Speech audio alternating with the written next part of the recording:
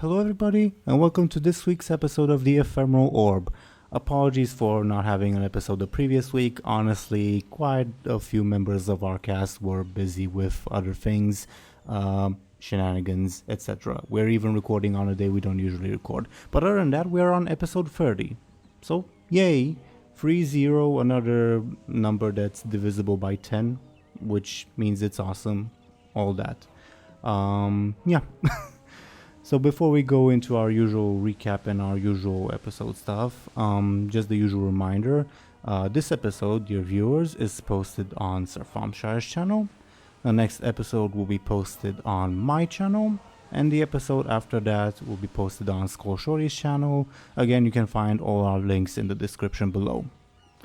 But now, before we go into our usual recap, I would like to ask our players to introduce themselves briefly and their characters as we usually do. And I'm actually going to spice things up a little bit and roll a d4 to see who I would like to ask to go first. Just because I haven't rolled something in a while, so yeah. Owner of this channel, Thompshire, would you like to talk a little bit about yourself and your character? Sure. Hello. I'm Sir Thompshire, and I'm playing Benjamin Aaran, a mercenary type of guy that has been on way too many adventures lately with very strange people.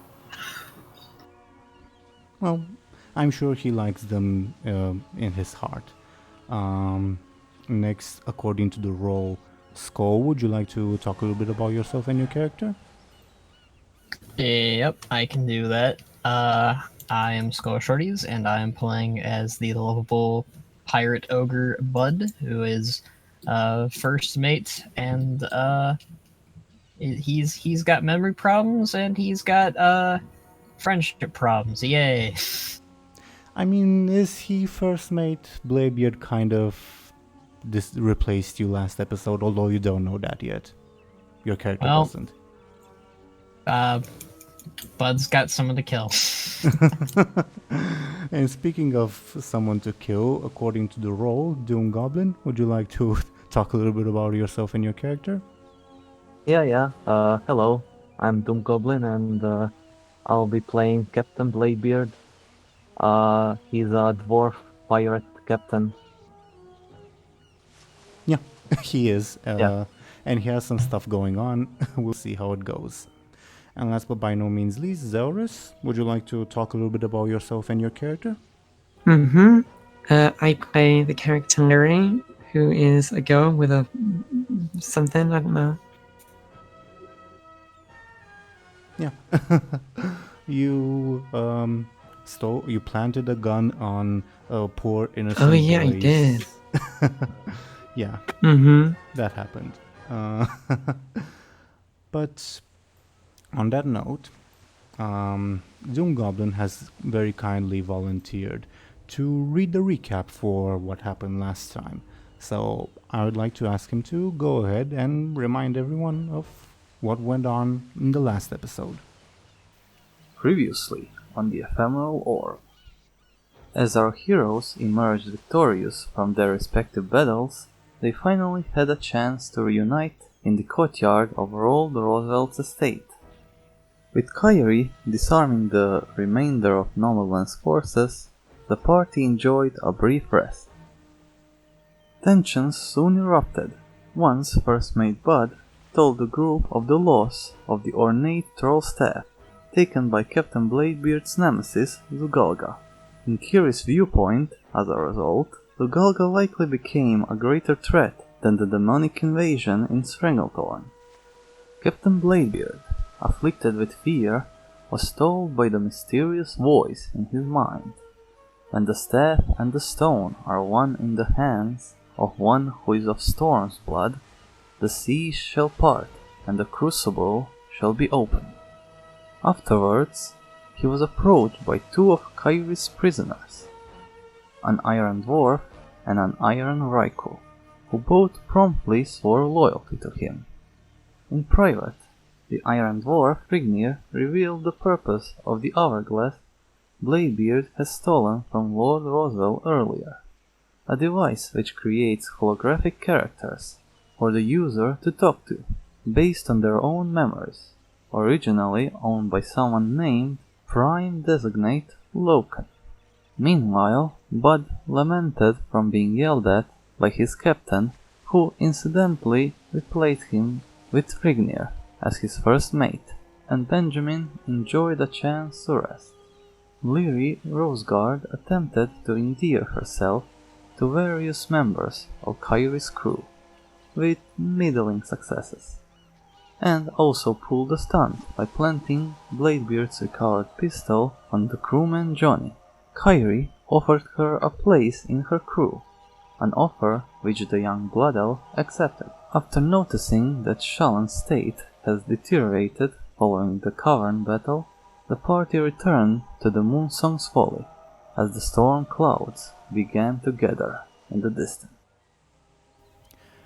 Thank you, DoomGoblin. So yeah, as everyone sort of teleports in back to the ship, Lyri, to sort of like describe the scene, because this will be the first time like arriving on this ship for you. You will see a ship that is basically of medium size. It's clearly a merchant vessel, a human merchant vessel at that, and it's anchored at a desert island like the one you can see on screen, with what seems to be a giant skull in the distance. But the island is filled with like squatting, what look to be pirates and other lowlives who are just like living in squalor at the moment. You probably are not sure why, but that's like the current situation. But the crew on your ship seems to be in fairly good shape, although you see like there's some dried blood, etc. on the floor of the ship. Now, regarding everyone, as you guys sort of teleport in, you'll see like the crew of the ship startle for a little bit as the teleportation happens, but they ease up once they see who it is, for the most part. A few people like go and embrace Johnny and sort of clap him on the back for coming back home safely, and like you see some members of the crew sort of rushing to like congratulate you. Well, mainly, yeah, I would say actually the collective you. They like go to each and individual one of you and say, "Good job! You brought Johnny back. You brought the dwarf back, etc." How do you? What are you guys feeling? How are you guys reacting at the moment?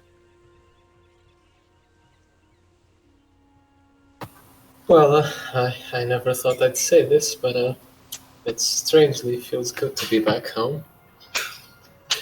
Ah, wouldn't miss the place. Much better than Weird Forest and Scary Tower. Kairi will sigh at this point and say, "Well, for me at least, there's no time to rest." Motioning to the, wounded is not the right term. Comatose, let's say. Yeah, let's say comatose Shallan, that she is sort of lifting up with magic at the moment. She will then say, "Excuse me," and while she is levitating Shallan, she will travel to go into her cabin, presumably to do some magics out of sight of everyone.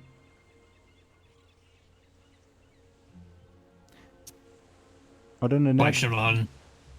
other than that, the general scene is like one of celebration, I suppose, of like coming back home. Though you see like a look of, some of the crew have like a look of tiredness, sorrow on their faces, and all of them are like steering very much clear of the two iron people that Bladebeard brought along with you guys. And on that note, all of you will see the first mate of the ship approaching you. Lyri, you see this very tall. I don't know if you've ever seen a Vraiku before, other than like the iron people you fought in the caverns, but you see this very tall gentleman approaching you. yeah, taller than even Buhd. And as he like looks to you, to all of you, he looks specifically at you, Lyri, and says, "Newcomer, welcome to the crew. I'm First Mate Grunvask," and he extends a hand towards you.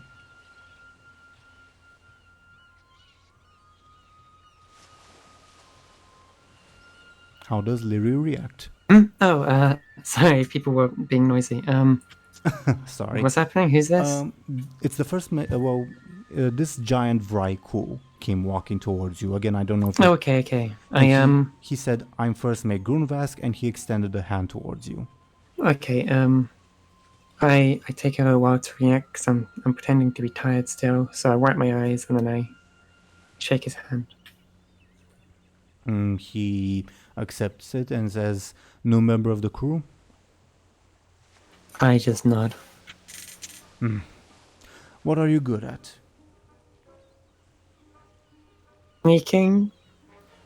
I smile and He chuckles, probably like the first time everyone has ever seen Grunvask chuckle, and say, "We may be anchored at a pirate port, but we aren't exactly pirates ourselves." cool. Well, I'm sure you've been through an ordeal. We can talk about any responsibilities for you tomorrow. Might be best to rest everyone for tonight. And then his gaze will travel up, and his eyes will narrow as he sees like the two iron people that Bladebeard has brought, and he sort of reaches for his gun and says, "What are these doing here?" Oh, hello. Those two are my new crewmates. This is Frignir, right? Frignir. That was his name. Yep. And This is the DM saying Ironbeard. yes. Yeah, and Ironbeard. The two constructs do not react. The Grunvask sort of narrows his eyes and says, "Earlier today, a gnome and one of those iron things and a few masked people came and kidnapped Johnny and Shalon. Are you sure he's under control?" Yeah, I'm sure. They do whatever I tell them to do. I don't know. Frignir, Thing. He gives you a look, a very blank look, Frignir. Grunvask appears unconvinced, and Frignir begins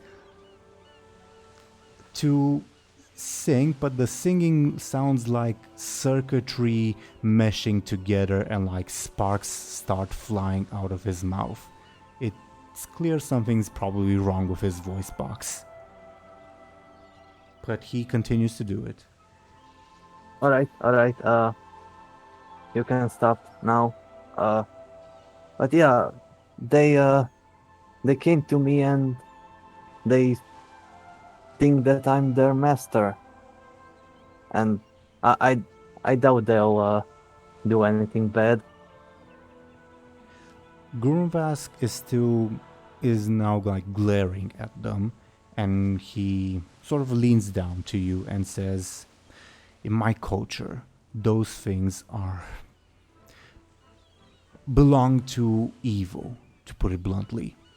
Are you sure they're under your control?" Yeah, I know that most savage cultures don't like machines, but don't worry, they are. He sort They're of fine. angrily waves his gun in front of you like, "I like machines." He doesn't actually say that, and says, "Look, I'm not saying this out of cultural prejudice. I'm saying this because those things are dangerous. You don't know how many they are capable of killing."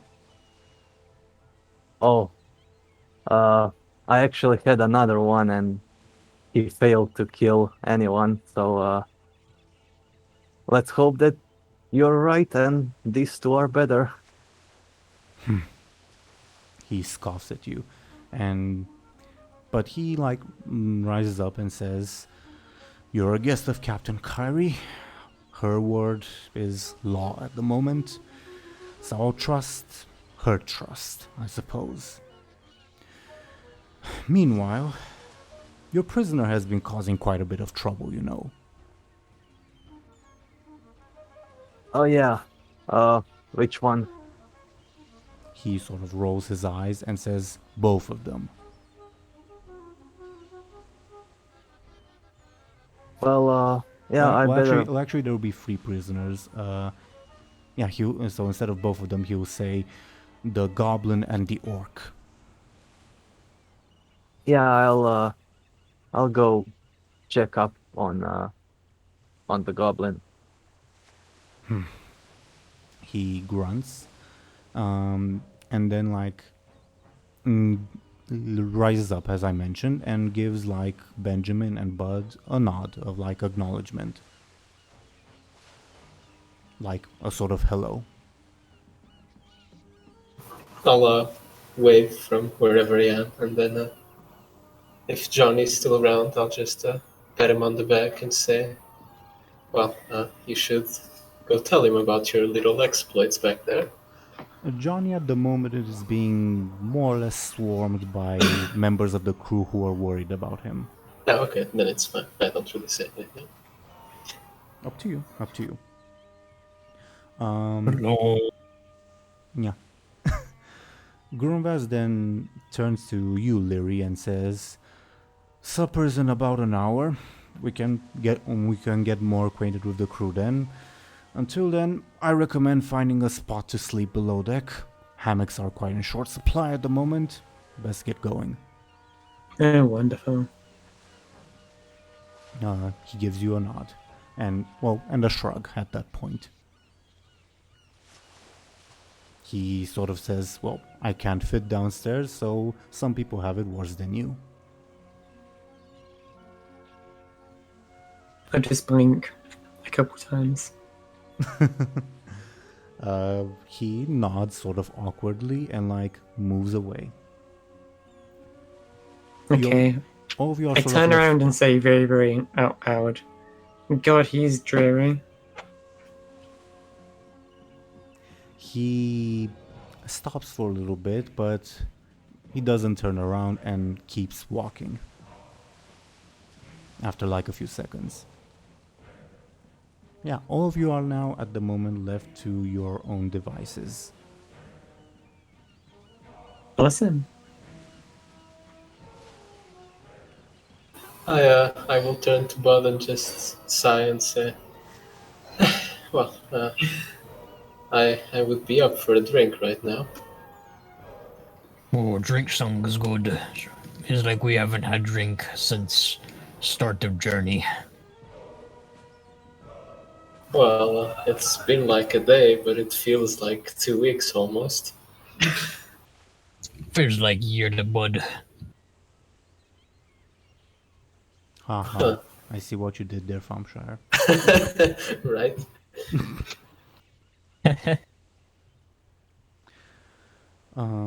Bladebeard, DoomGoblin rather, you mentioned you wanted to go to the prisoners. Do you want to do that?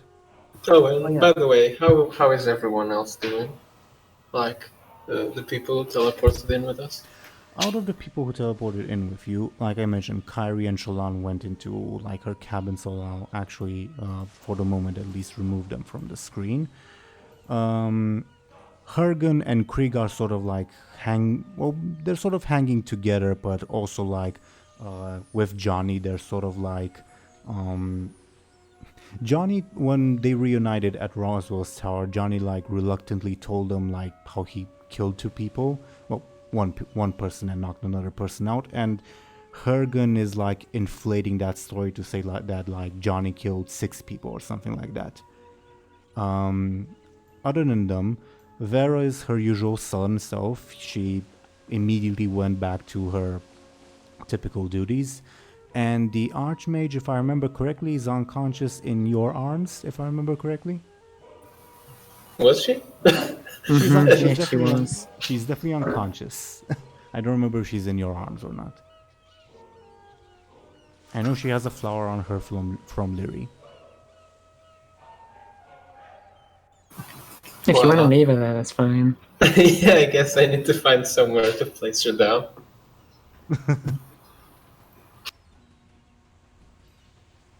I guess I'll go try to go towards the mast and like sit her against the mast. Familiar position. How? Yeah, a bit. How unconscious is she? As in, well, She doesn't. She's breathing. She doesn't appear. Well, you see like a gash in her across her head. From I don't know if people told you, but that she stumbled and fell. But you can presume that it's from like it's what caused her being unconscious. She's breathing. She is stable, quote unquote. The gash is probably bleeding a little bit, but you know from your experience as a soldier that like head wounds like that, they can bleed a lot, but they're not actually necessarily threatening, and you can tell that it's not a life-threatening wound. She, from your experience, will probably still be asleep for like a few hours, depending on how tired she was, and considering the fact that earlier in the day before she fell unconscious, she got grievously wounded, she probably will sleep for a bit. guess she'll miss dinner then. Probably. So you set her down near the mast. People don't like bother you when you do that. You remember that your weapons and stuff are still on her, but you mentioned earlier in the previous episode that you'd like for her to wake up before you take those back from her. Yeah, I guess we don't have good experiences with taking things away. Sure. I guess I just set her down and ask Buhd if he gets a few drinks then. You want drink? What kind of drink? Oh, anything will do at this point. Oh, okay. What fine drink?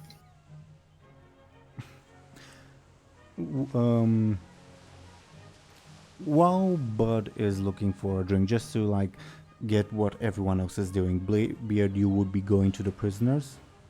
Yeah. Okay, Benjamin and Lyri, what would you two be doing while Buhd and Bladebeard are off? Well, I'd probably be sitting down as well. Mm-hmm. I'll probably just be sitting down, just observing what's going on. Okay, makes sense.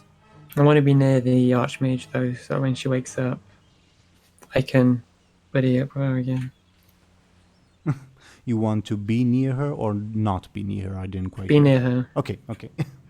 She'll definitely enjoy that. What can I say? Okay, DoomGoblin, since you mentioned your like goal first, let's see what's going on with you. So, as you travel like downstairs, you see like members of the crew typically doing their own thing, and as you go downstairs, you hear the familiar screeching of an angry orc woman. I'll just put on screen. Do you continue to approach? Yeah. Are my two Aaran friends following me? Unless you told them to, no. I told them to. Okay, then the Iron Raikou wouldn't fit below deck unless he'd be like slouching, and something seems to be wrong with his circuitry, that he doesn't appear capable of slouching properly. Do you leave him above board? Or, Yeah, I tell him to stay. Okay. As you walk, the Iron Dwarf will tell you, Master, you might have noticed that we are not at full capacity at the moment.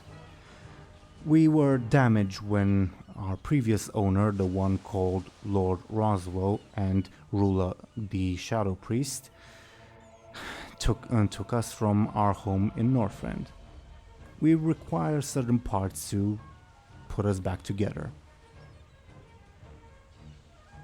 Oh, alright. I guess we'll find engineer who can fix you. At one point, Frignir will say, there was a goblin engineer at Lord Roswell's estate, and her plan was to fix us using dynamite. I'm not really an engineer myself, so I am capable of fixing myself and my comrade processing Ironbeard. However, I require some parts. alright, we'll ask around for parts when we have time. The parts that we require may be found in the Halls of Lightning in Ulduar. Never heard of it. Oh, wait, maybe I did. Old War. That's somewhere near Ironforge. Where is that? It is located in the continent called Northrend. Oh, Northrend. Well, I wasn't really planning going there. Not really a big fan of the place. Understandable, Master. We are at your service regardless. I am merely stating what would be required to achieve maximum efficiency. Yeah. I mean, if you need to go there, once we get a ship, we might go and fix you too. I am looking forward to the day, Master. All right. Let me introduce you to another member of my crew. Yeah, and do you continue to the prison cell on that note? Yeah. Okay. As you reach the prison cell, the guards shoot you the ugliest look, the most hateful look you've probably seen anyone shoot you ever. And you've killed and robbed people, so that's saying something. And the screeching of the orc woman, the angry yells can continue to be heard in the background. The guards don't say anything as you approach. Do you continue? Yeah, I continue. Okay. And as you enter the prison cell, you will see, first of all, you will see the weasel is just crying, honestly, at the moment. He's weeping his eyes out. Zelris is just FYI, the weasel is this goblin. And the orc, as soon as she sees you, she says, "Come back, comrade of Benjamin Aaran. Let me rip out your throat. Lord Roswell would enjoy your death." Lord Roswell is dead. I killed him, stabbed him in the belly. Is your iron dwarf visible? Yeah. Okay. Then she seems to scoff at you and prepares a retort, but then turns her gaze to the iron dwarf that's with you, and she has a look of shock on her face. And she says, "What's that doing here? Is Lord Roswell here? Has he come to save me?" No, like I said, he's dead. I killed him. He's more of a puddle now. I threw him out of a window, and he's like a goo of flesh and blood. She seems panicked and turns to the iron dwarf, who seems passive, and she asks, "Is this true, bucket of bolts?" And the iron dwarf says, "Affirmative, Lord Roswell is deceased." And you see a look of despair go on this orc's face, and for the first time in probably as long as you've known her, she goes quiet. The weasel is still sobbing in his chains. Frignir, free the goblin. Affirmative. He approaches the goblin, who doesn't seem to notice him, and begins smashing the chains. The orc does not respond.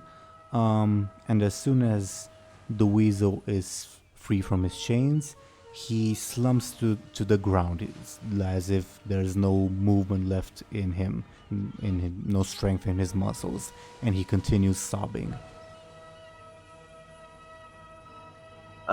He needs a rest, I guess. We'll leave him to it.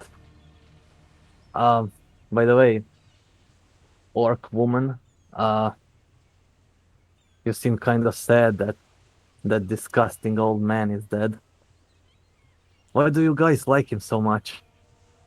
He seemed like a terrible leader to me.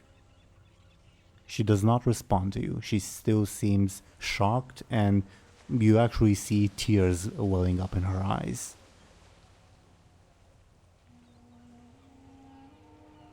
Oh. Well, at least she's silent now.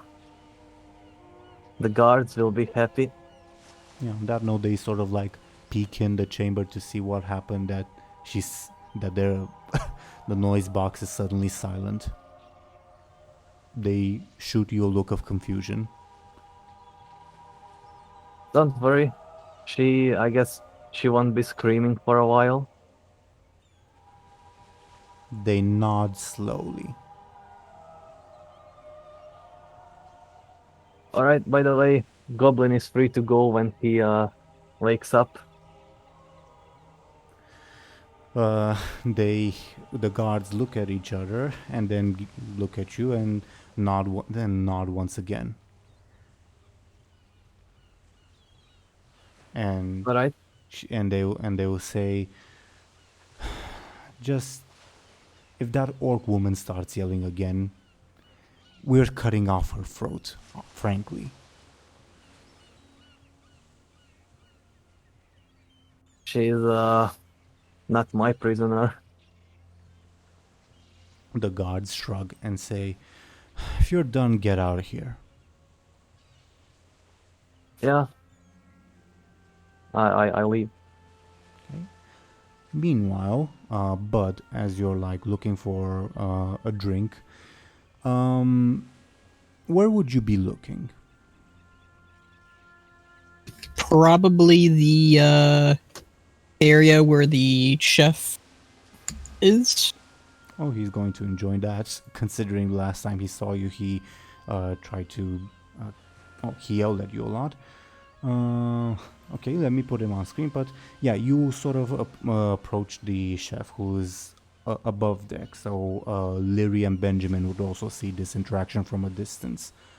Yeah, and as soon as he's like... he seems to be like cooking a stew, and as soon as he sees you approach, he sort of sneers at you, and he says, "You ruined today's breakfast, ogre."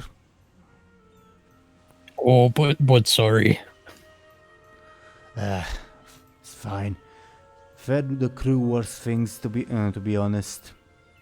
One time we were stuck in a swarm.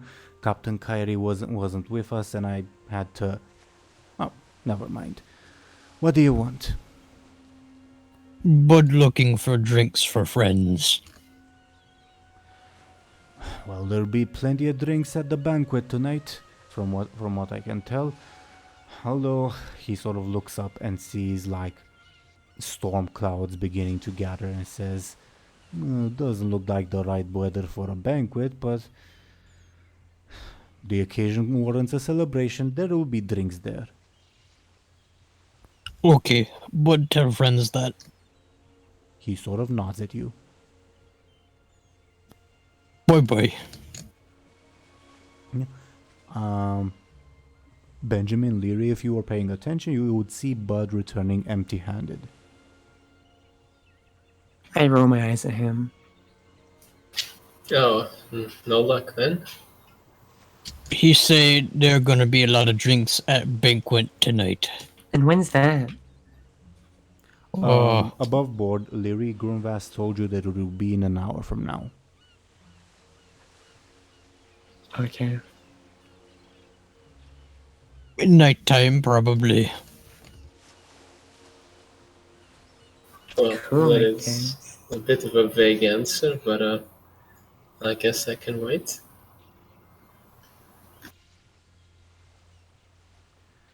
Um, as you all say that, Bladebeard, do you return above deck?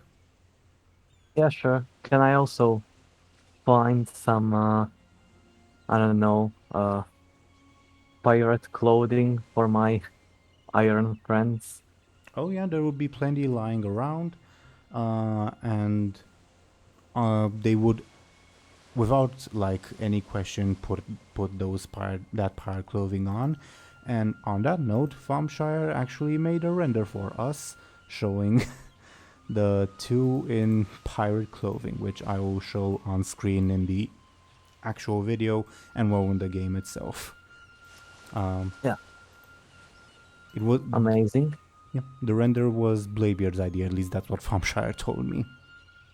Yeah, I mean, they're pirates now. They need to look like pirates. I'm still not sure why you covered one of the dwarves' eyes on that note, but yeah. Yeah, also, where do I get a eye patch? Well, A story for another time, I guess. there would be like clothes. It's well, yeah. Oh, actually, yeah, the eye patch would be a different thing. Whatever, it works. Whatever. Doesn't need an explanation. Are you saying an eye patch is not part of a pirate's wardrobe?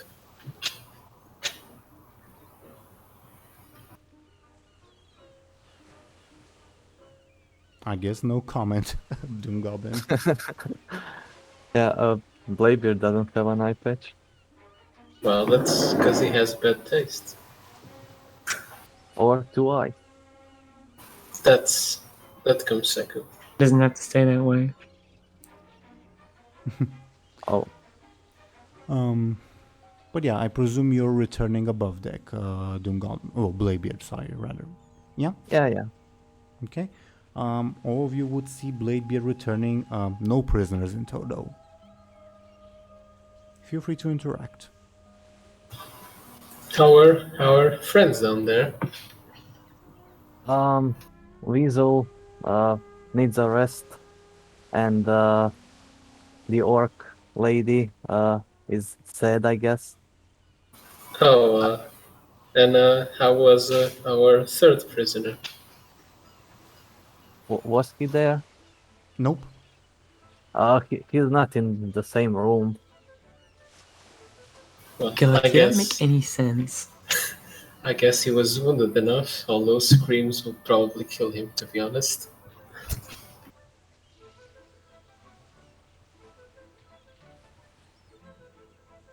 So,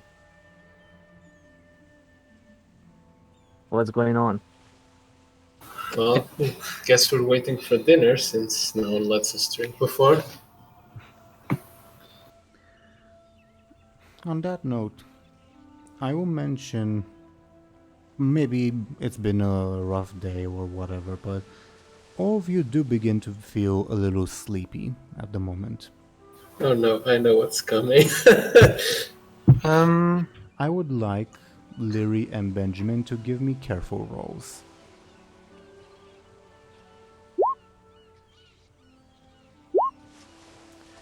Would my stunt apply? No, but your roll is sufficient to say that this feeling of sleepiness is not natural. I mean, you're tired, obviously, it's been a long day, but you're not sleepy tired, at least not yet. So we're tired, right? You are, but you weren't feeling sleepy until now.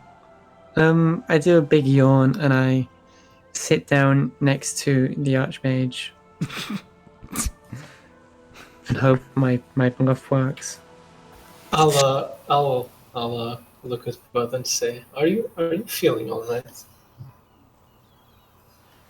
Is Bud feeling good? You're feeling sleepy. Bud is sleepy, but that's it. I kind of just rub my head for a moment, Can you wondering give me if a clever roll, please, Benjamin? Okay. No further information. I do a really, really like obnoxiously loud yawn. And a big yawn. Mm-hmm. Well, I guess the yawn spreads as it should. Oh my god. Bladebeard, what are you doing, by the way? You're also feeling sleepy. Yeah. Yawning, I guess. Yeah. This is hell. So what do you do? The feeling of like drowsiness is getting stronger gradually. Well, I can just try to stay awake since I'd like my dinner, essentially. I go to sleep. I feel a bit sleepy. I think I'll take a nap. Wake me up when the partying starts. I yawn myself and say, well, I'll certainly try. What is Buhd doing?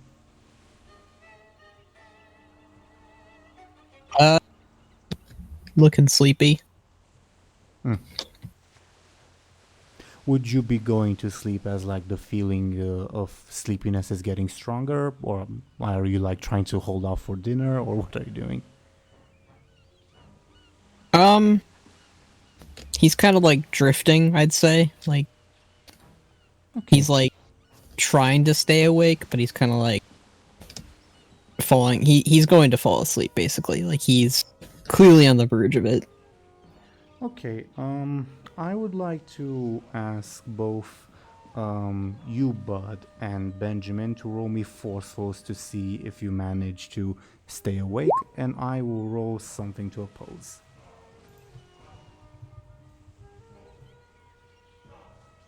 Buhd manages to stay awake. Benjamin, you are not really managing. Do you like go to sleep willingly, or do you continue to like try to force yourself? It's getting really uncomfortable. Me or Skoll? So Skoll manages to stay awake. It's not Skoll, but you are Yeah. feeling more and more sleepy. I do that, the classic where your head slumps over and then you just jolt awake and then slump over again. Your brown bread, your toast. At this point, Buhd, you will see that your companions have fallen asleep. You're still feeling drowsy and like the feeling is getting stronger, but you are able to stay awake if that's what you'd like to do. Is it nap time?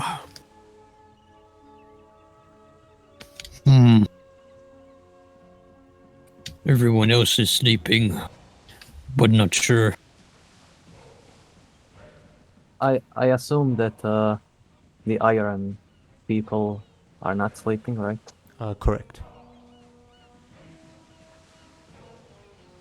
They are sort of like standing sort of behind you. Well, I presume you like found a place to sort of sleep next to like the rest of the group, and they're like standing sort of, they're like statues almost. Alright. So Buhd, what would you like to do? Buhd gets up to try to ask if it's sleeping time to the other members of the crew.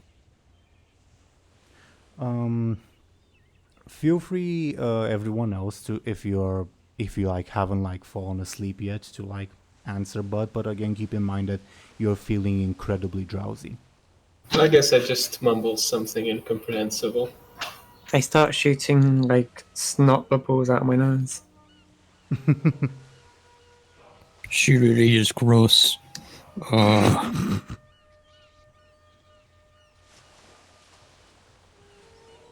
Not even Buhd do that with Bud's nose.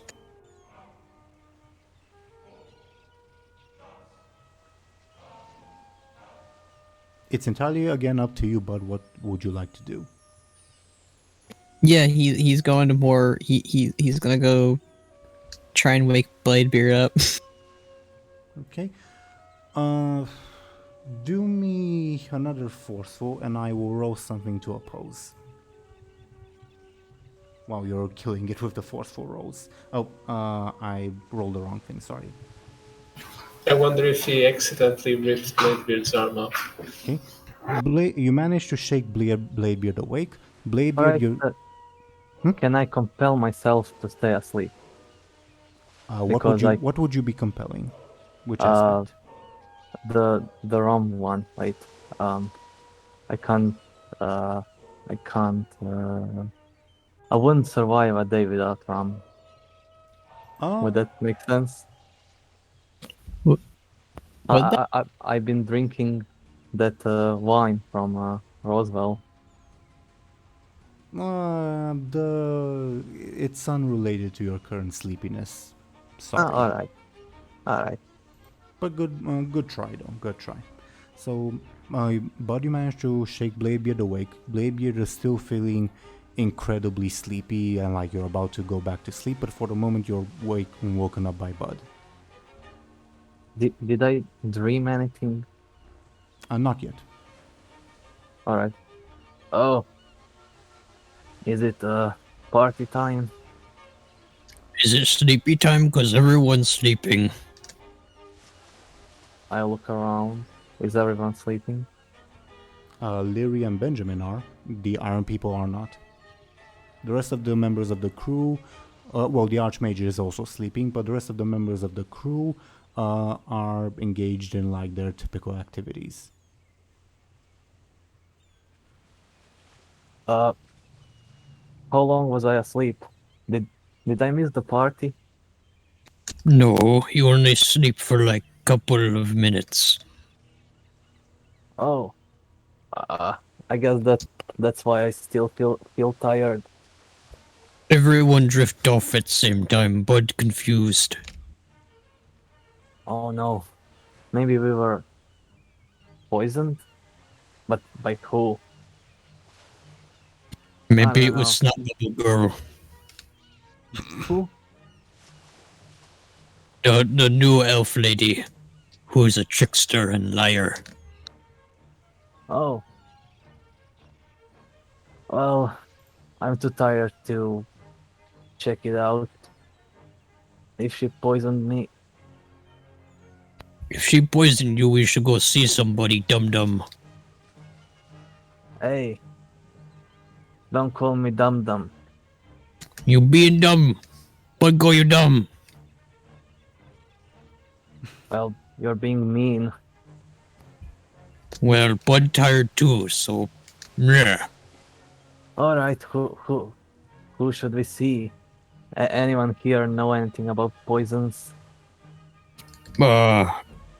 Maybe Forsaken Lady? She also no sleep, so probably good idea.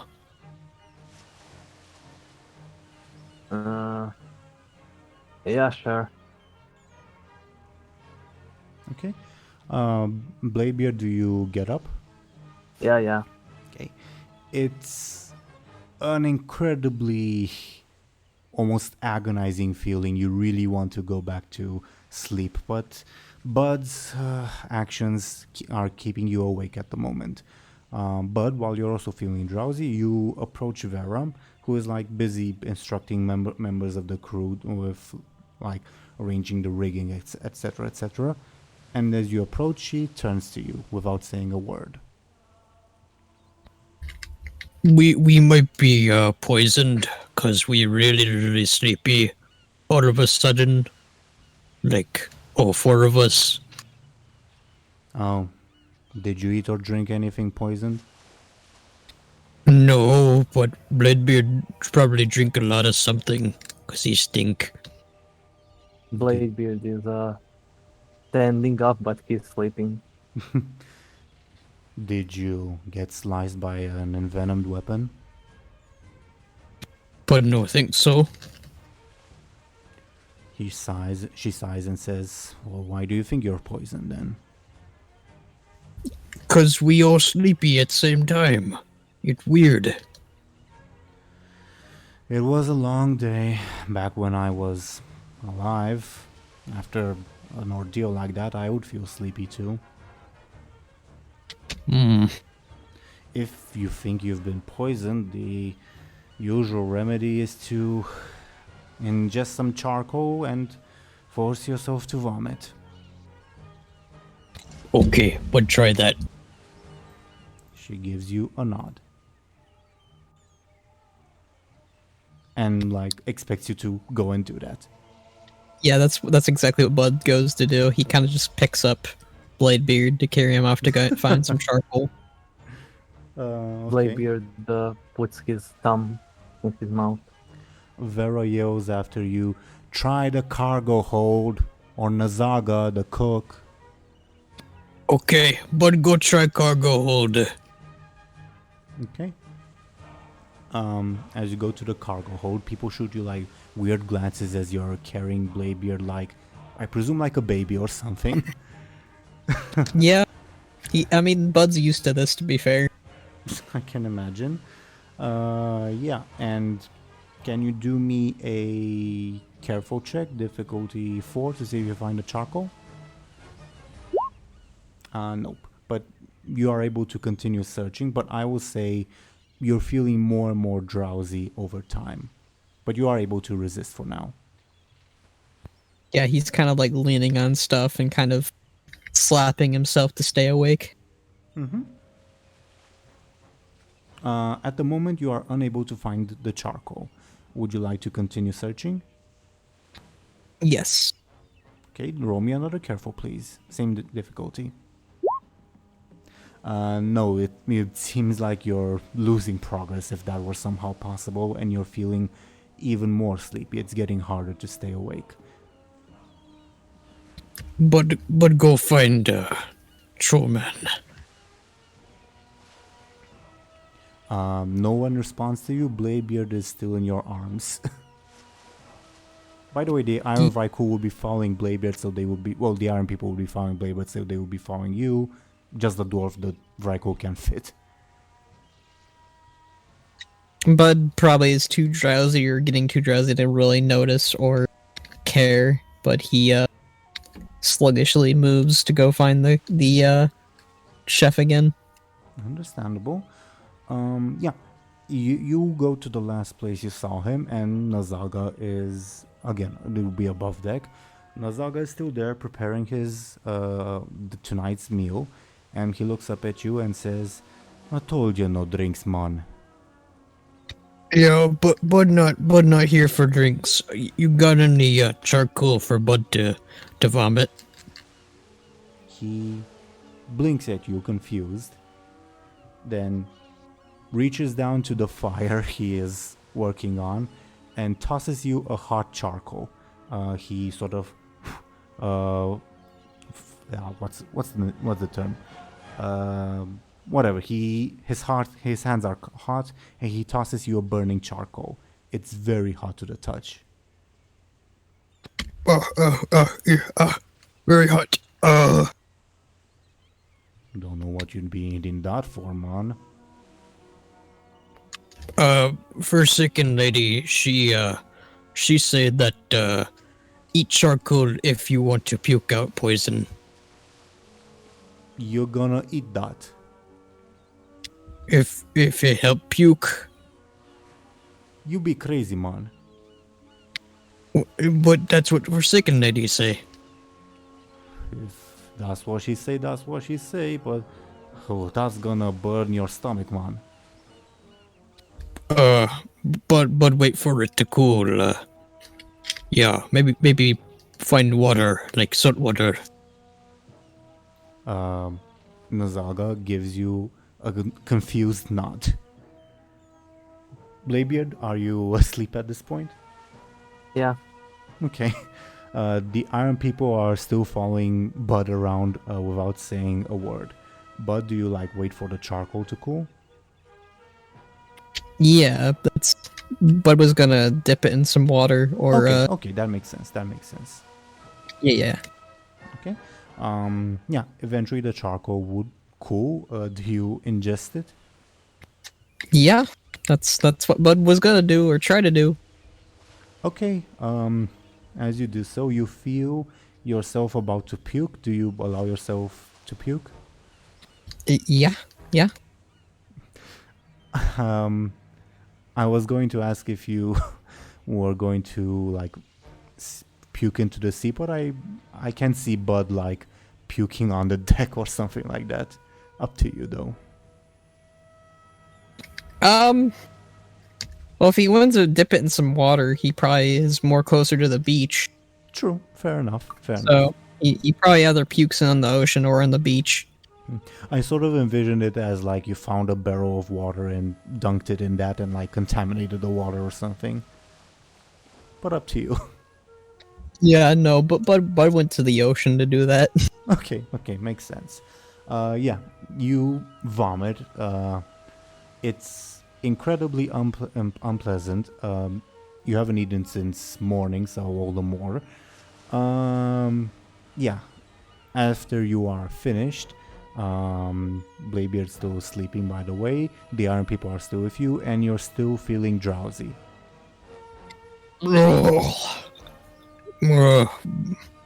But still feel like Buhd poisoned.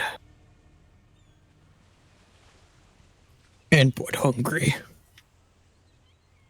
Yeah, at this point, yeah. Yeah, you're feeling more and more drowsy. You're still able to hold off at the moment, but you feel like you're starting to slip.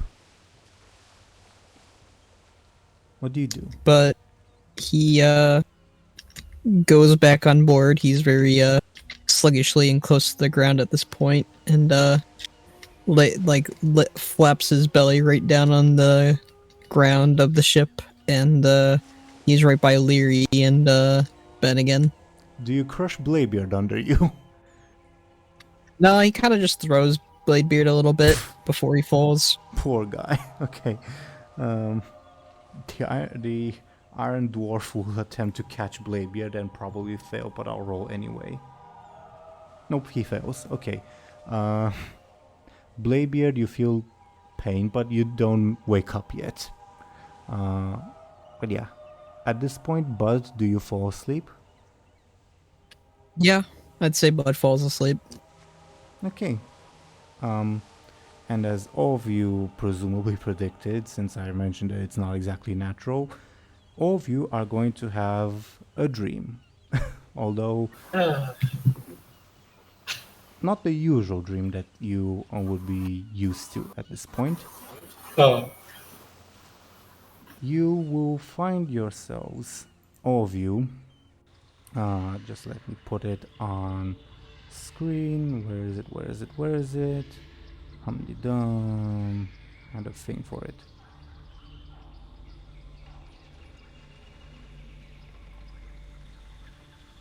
Yeah. You all find yourselves in a jungle at the moment, and perhaps sort of unsettling for you, for all of you. All of your items are missing. Instead, you are dressed in like skivvies at the moment, and In what? underwear basically. Okay.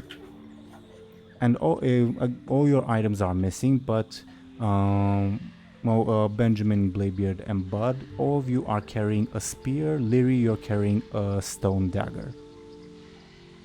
So wait, are we in the same area? Yeah, you all are together.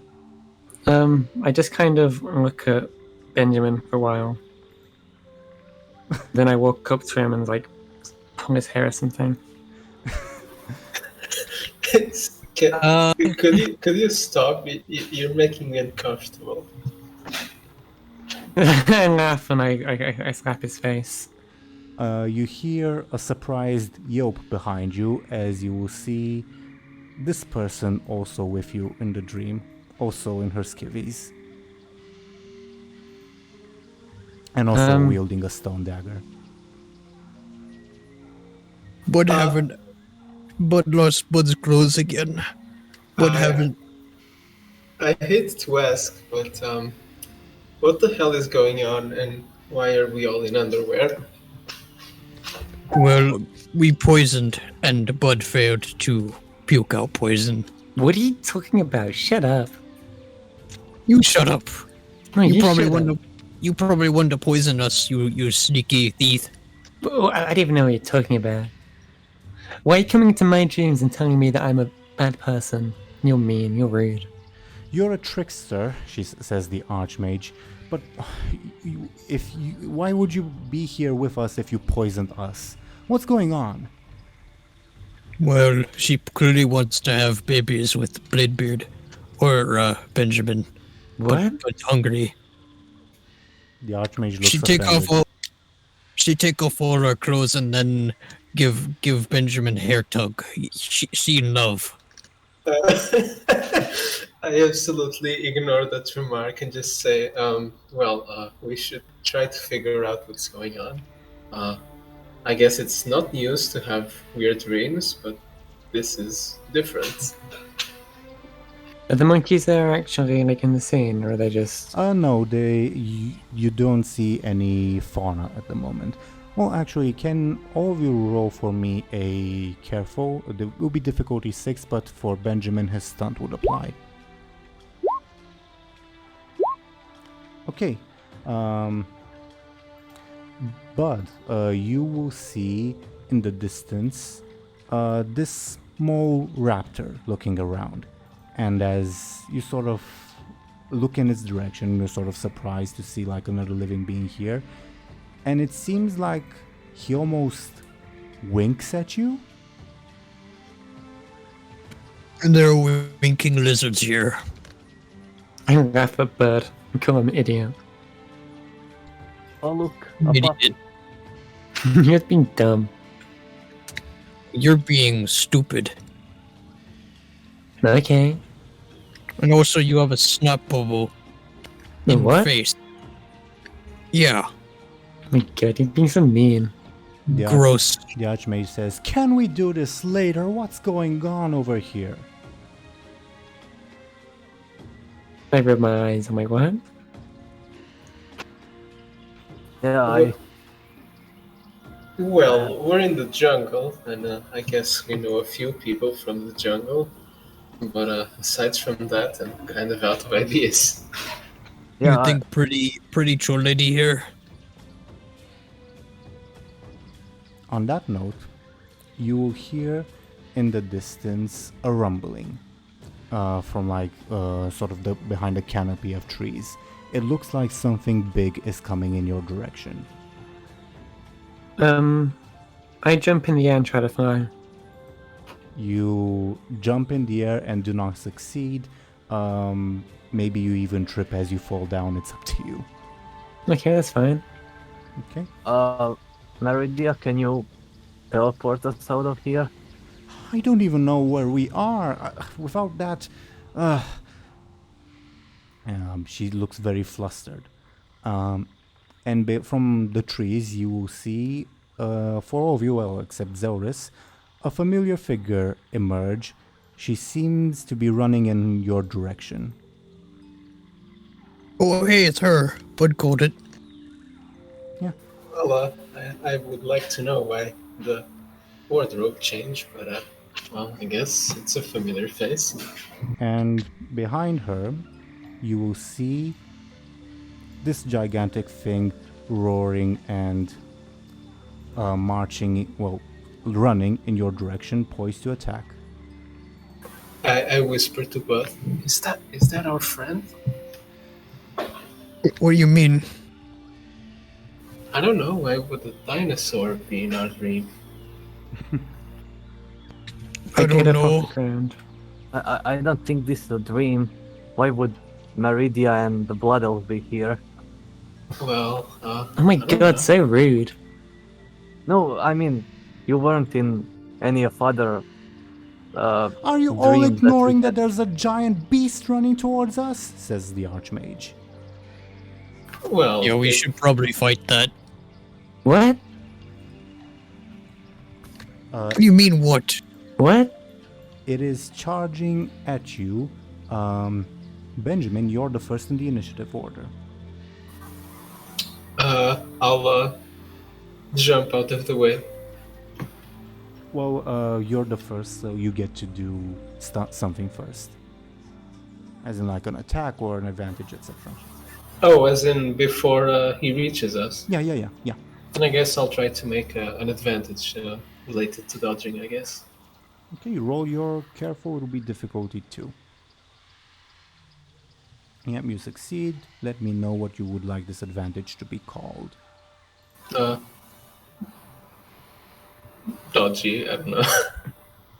Okay, duly noted.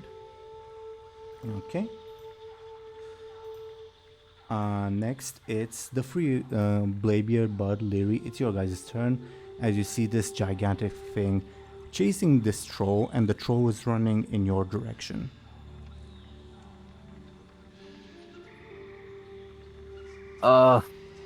What's going on? Akala? Hey! She says, "What do you think is going on? Help me kill this thing," she says as she's still running. Alright. I'm going. You said that I have a spear, right? Yep. Yeah. It looks gigantic in your dwarf hands. Yeah.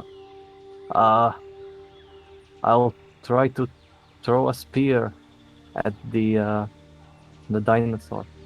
Okay, roll for me a forceful, please, and I will roll to oppose you. Forceful. 2. Okay. It bounces off harmlessly from its hide, and the dinosaur gets an advantage. Buhd, Lyri, what do you do? What do you two do? I let out a big sigh. I'm not doing work in my own dream, so I just kind of sit down and just, wait. Would vote we throw her at dinosaur. Come on, bud. Don't be so mean. She's not doing anything useful. Might as well be destruction. Damn. Just to confirm, Lyri, you are basically skipping your turn, or are you trying to create an advantage? I mean, it could be an advantage if you want it to be, but I'm fine skipping my turn as well. I leave it entirely up to you. It's your turn after all. I'll make an advantage. Why not? Or I'll try to make an advantage. Okay. Regarding, like, are you sort of like playing dead, or are you like preparing yourself? What are you doing? I'm gonna say because my character thinks it's just a dream, that they're a bit more, I guess, reckless. Okay, then it will be a careful roll. Give me difficulty 2, let's say. Okay, you succeed. What would you like this advantage to be called? Just a dream? Mm-hmm. That's fine. Duly noted. Okay, Buhd. Buhd goes over to one of the palm trees and tries to pick it out and hit the dire horn with it. Would you like to treat this as creating an advantage or an attack? Up to you. An attack. Okay, then roll for me your forceful, please, and I will roll its defense.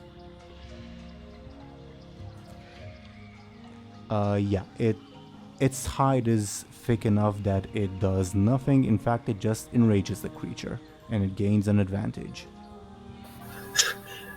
I think this is gonna deal more damage than the 2 bosses. Yeah. Yeah. And on that note, seeing the thing that just attacked it, this dire horn will charge at you, Buhd. And since it's already like close to melee range, I'm going to roll its forceful. How do you defend yourself against its like horns charging at you? Buhd tries to grab it. Then roll your forceful, please. Well, tie, nice.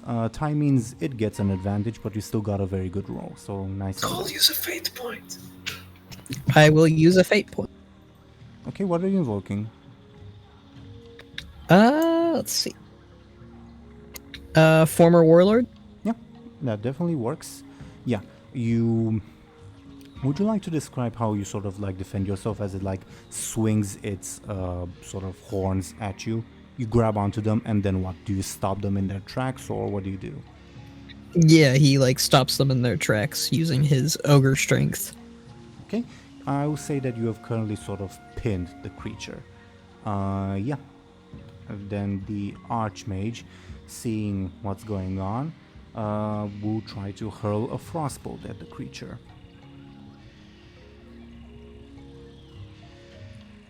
And fail. The creature's hide is so thick that it gains an advantage, since it defended with style. Next, Hekala, or the troll priestess, looking sort of exhausted and panting, she looks up at all of you and says, "Help me kill it. I'll explain later." And will attempt to stab it with her spear as well, rolling her thingy. Is she also in the same wardrobe disaster as us? She's more or less wearing the same robes but tattered. On that note, can you give me a careful check? Your stunt would apply. You notice that her tattoos are no longer glowing. Okay. Meanwhile, the Direhorn gets another advantage because of the of defending with style against Hekala. Benjamin, it is now your turn. Seeing that Buhd pinned the dire horn, I'll try to charge at it from the side to see if I can stab it with my spear. Okay, roll your forceful, please, in that case.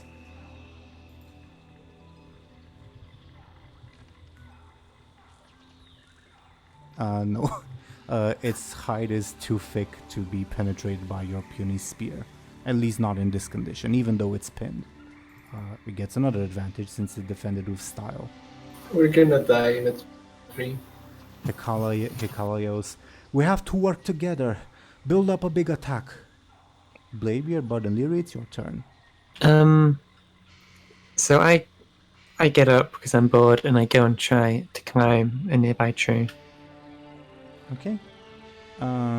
Would you like to treat this as creating an advantage? Yeah, sure. I mean, I'm trying to go into stealth, I guess. So. Yeah. I would say roll sneaky, but it will be difficulty 4 because climbing a tree is not the same as like going behind a rock. It's a bit more difficult. Mm-hmm. You succeed. What would you like this advantage to be called? Call it. Just call it treetops. Okay. As you climb the tree and manage to do that, you will see this small raptor that Buhd noticed earlier standing next to you in the tree. And as you look at it, you can almost swear that it blinks at you, but it's just an animal. It probably can't do that. You can't blink? Well, they can blink, but he only like winks one eye at you, if that makes sense. No, I mean, lizards do that all the time. I don't. Okay, I fair don't enough. keep any mind for it. Fair enough. I blink back. Okay. Bladebeard, Buhd, it's your turn.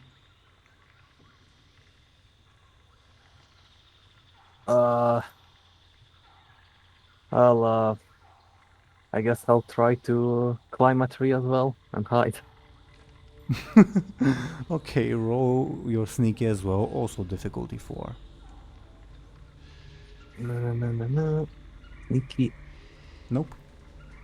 Oh, I fail. Oh, I needed 4, right? Yeah, let me check and see what happens if you fail with creating an advantage. You're too short, you can't climb.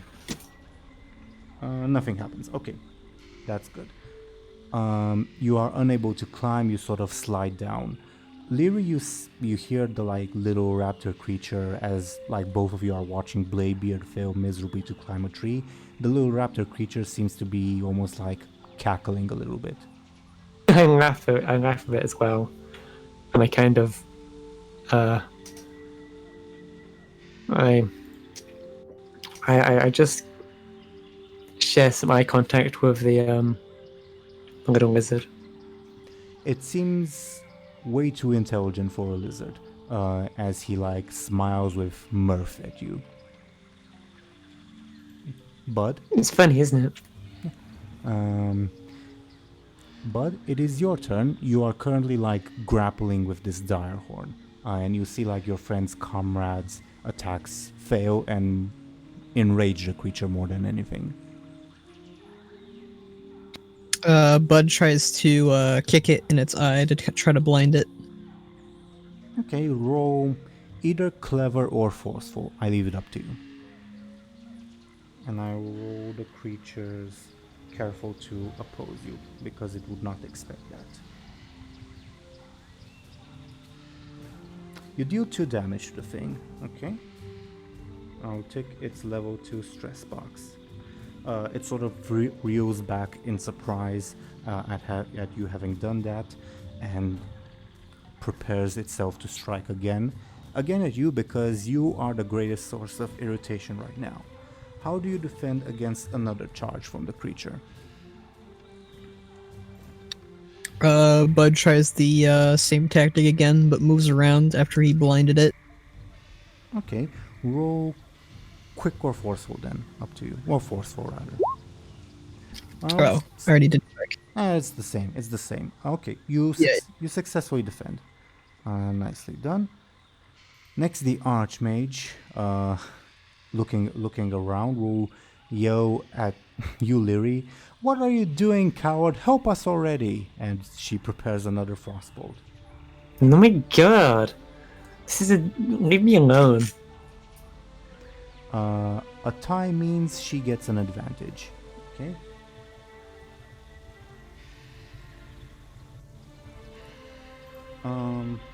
Let me look at something while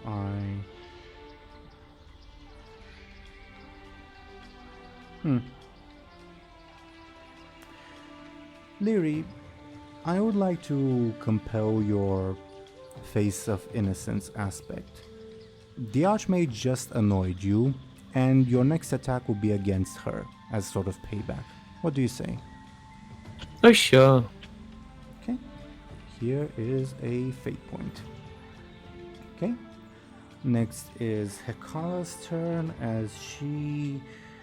there isn't really much she can do other than try to thrust with her spear. And failing miserably grants the Direhorn another advantage. She grunts in disappointment at herself. Benjamin, it is your turn. I'll look towards Meridian and just say, Meridian, the knife! I'm not good with knives, Benjamin. That's why I'm asking you for it. Okay. She will throw you her knife on her turn. Then, I guess with my spear, I'll break it. As in to have like a shorter weapon that I'd be more used to. Okay. And I'll try to go ahead and try to find one of the Direhorn's aspects, if that's possible. It is indeed. Roll for me a careful. It will be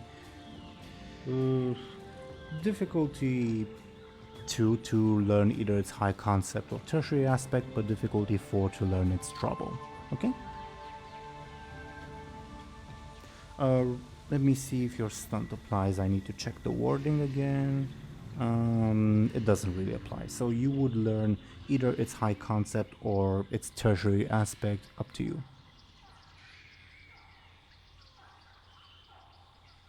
Which do you prefer? I guess I'll go for the tertiary aspect. Okay. Direhorn, its tertiary aspect is the best defense is a great offense and defense. That's absolutely useless.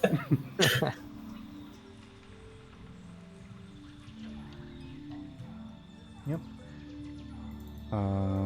That is its tertiary aspect. You get a free invoke on it if you can figure out a way to do that. Wow, thank you. Yeah. Good try though. Well, actually, you might find a use from it.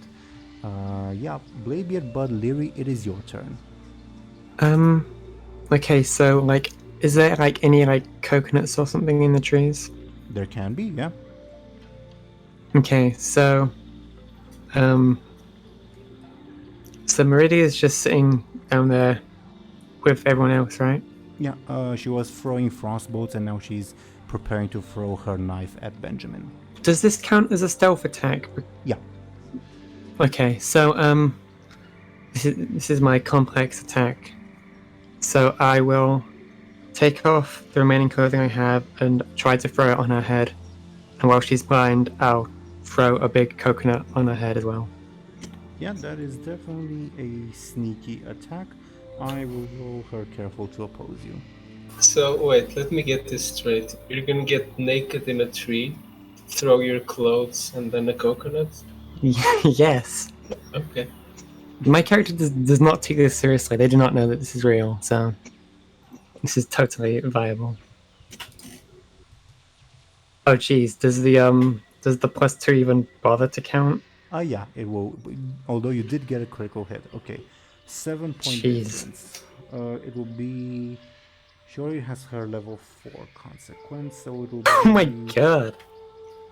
Her level 2 stress rather. No, her level 1 stress and her level 6 consequence at this point. What would you like her level 6 consequence to be called? Call it Brain Bash. Okay. Bash.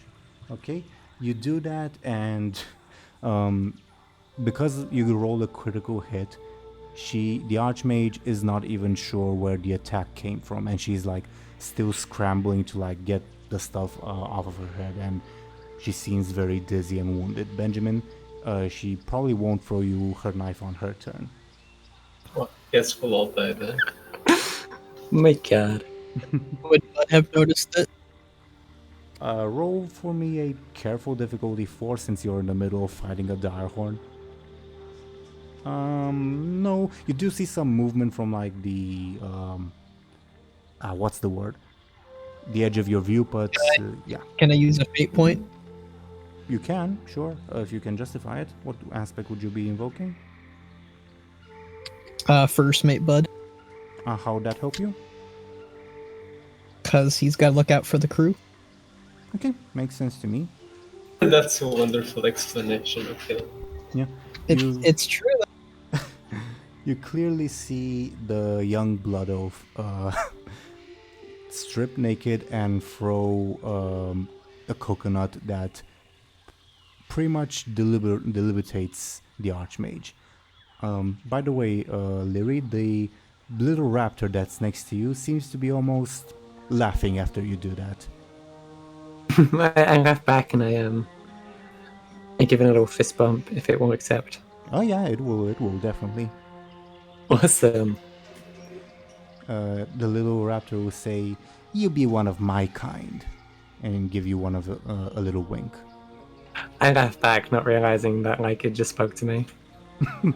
It continues to laugh too. But you see this. You don't hear the raptor speaking though. What told you she trickster? She attack a mage lady.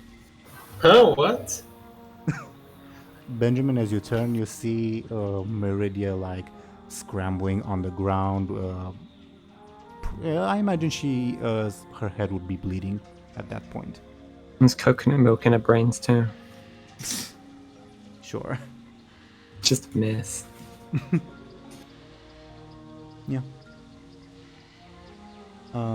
It is Bladebeard and Buhd's turn. Yeah, wait, where did that coconut came from? Are you alright, Meridia? Blood elf lady threw it. She trickster and traitor and bad. Oh, by the light. The Archmage seems too disoriented at the moment. I hate to say this, but that coconut did more damage than our attacks. Can I check? Do I still have my daggers in my beard? Nope. Oh, nope, nope. Is my beard still bloody? Probably, yeah. Oh, huh. All right. I think we should run, right? Hekala in- says, we have to kill it. I'll explain later, but we have to. But Well, it's it's literally invincible. How can we defeat it? It has to have a weakness. The trial wouldn't be impossible. It has to have a weakness. We go for belly. maybe Go for the belly, yeah, yeah. I'm going to take Meridia's dagger, stone dagger. Feel free to. Will you give it to me like a nice dwarf? No, no. And can I hide under the dinosaur? Keep in mind that it's like struggling with Buhd and it is like moving around. So, Yeah, maybe not You- the smartest thing. well, I will allow you to do it, but it'll be difficult as you try to like dodge its feet, like from stomping you inadvertently. Up to you. All right, yeah. I like roll under it. Okay, then roll for me. Careful. Weak? Yeah, careful. Yeah, I can see careful. Quick difficulty 4. I'll go with quick. Okay. And wait. I didn't succeed, so I'll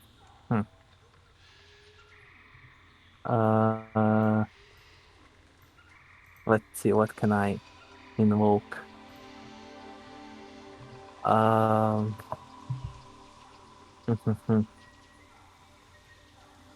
don't know. I'm a pirate captain with no crew or ship. That one always works. I need to be agile and jump around ships and stuff. Yeah, from that point of view, it does make sense. Okay. Yeah. I would treat this as creating an advantage. What would you like this advantage to be called? I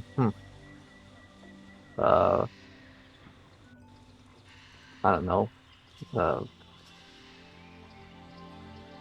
In its blind spot, maybe? Yeah, sure. Okay. Buhd, it is your turn. What's the weapon Bud has? A spear. Yeah, you Yeah. you Okay, attack. okay. Okay, right. Okay. Bud goes to try and stab the spear into the hip-ish area of the dire horn.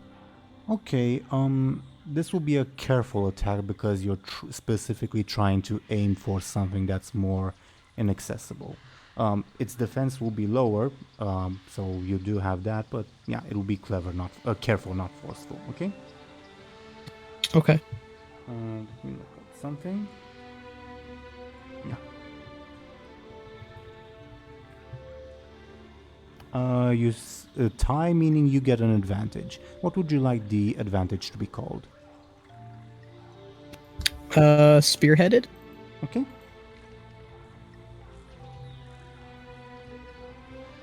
Yeah, you don't like manage to wound it seriously. You just like make a minor gash, but you've clearly irritated it, and you will be able to like press your advantage.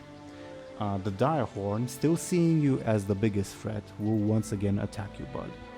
Wait. Can I compel the dire horn? Go ahead. Maybe doing nothing and defending instead of attacking would be the best thing to do, because the best defense is a great offense and defense. Explain it to quote unquote the dire horn why it would be in its best interest to do nothing at this point.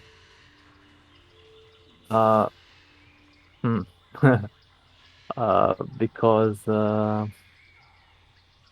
oh man, if I say it needs to get prepared for the next attack, it will get an advantage, I guess. Which wouldn't do anything. I don't know. I don't compel it then. Okay, up to you. It's up to you at the end of the day. Yeah, I think even if I compel it, it's gonna be a good thing for it. I don't know. The Archmage will spend her turn trying to like get up. I'm going to roll. Oh wait, her. I succeeded. Direhorn didn't do anything. Oh, sorry. Right, I forgot. Thank you. Yeah, the Direhorn will attack you, Buhd.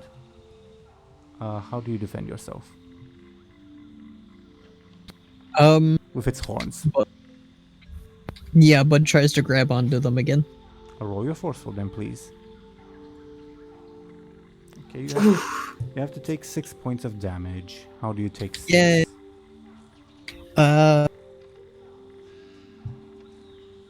How many consequences would that be? Well, problem is you can't take like say multiple stresses or multiple consequences at once. It'd be more like a few stress and issue is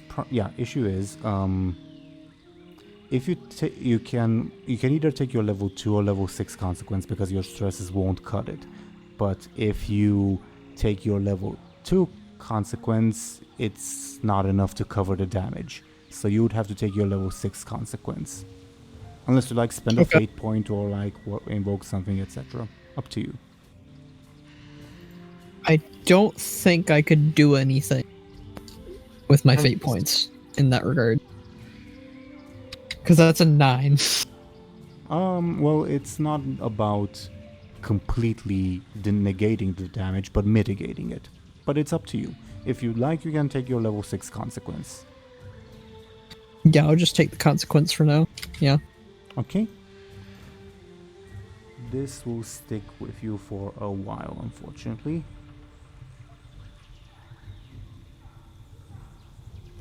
Okay.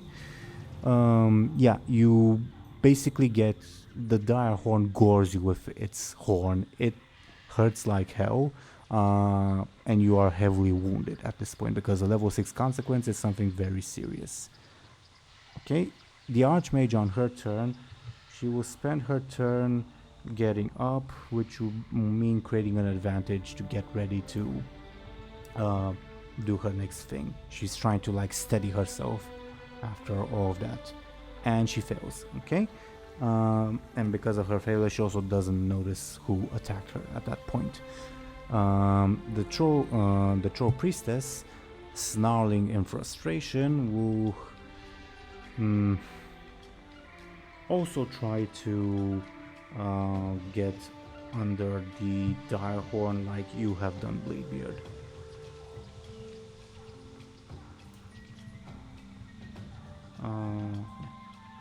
And she fails. Okay. Next will be Benjamin's turn.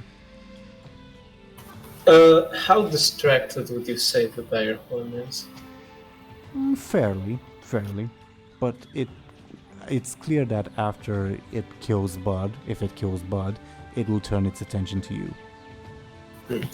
Then I'll try to get on the Direhorn's back. Okay. Would you like to create an advantage, basically, I assume? Yeah, I'd say so. Then roll your quick, I would say, because like it's just sort of like raised its head and lowered its back to gore Buhd, so it will be quick. And I will roll the Direhorn's careful to oppose you, okay? Okay. A tie means what happens if you tie? Let me check once again. Okay.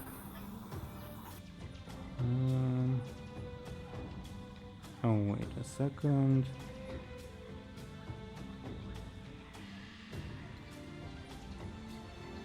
You succeed at a minor cost. Okay, so you will create an advantage. And while I think of what the minor cost will be, what would you like this advantage to be called? I don't know. Dino Rider. Okay. I was going to suggest riding high, but yeah. Okay. What is the minor cost? Other than that, it would obviously notice you.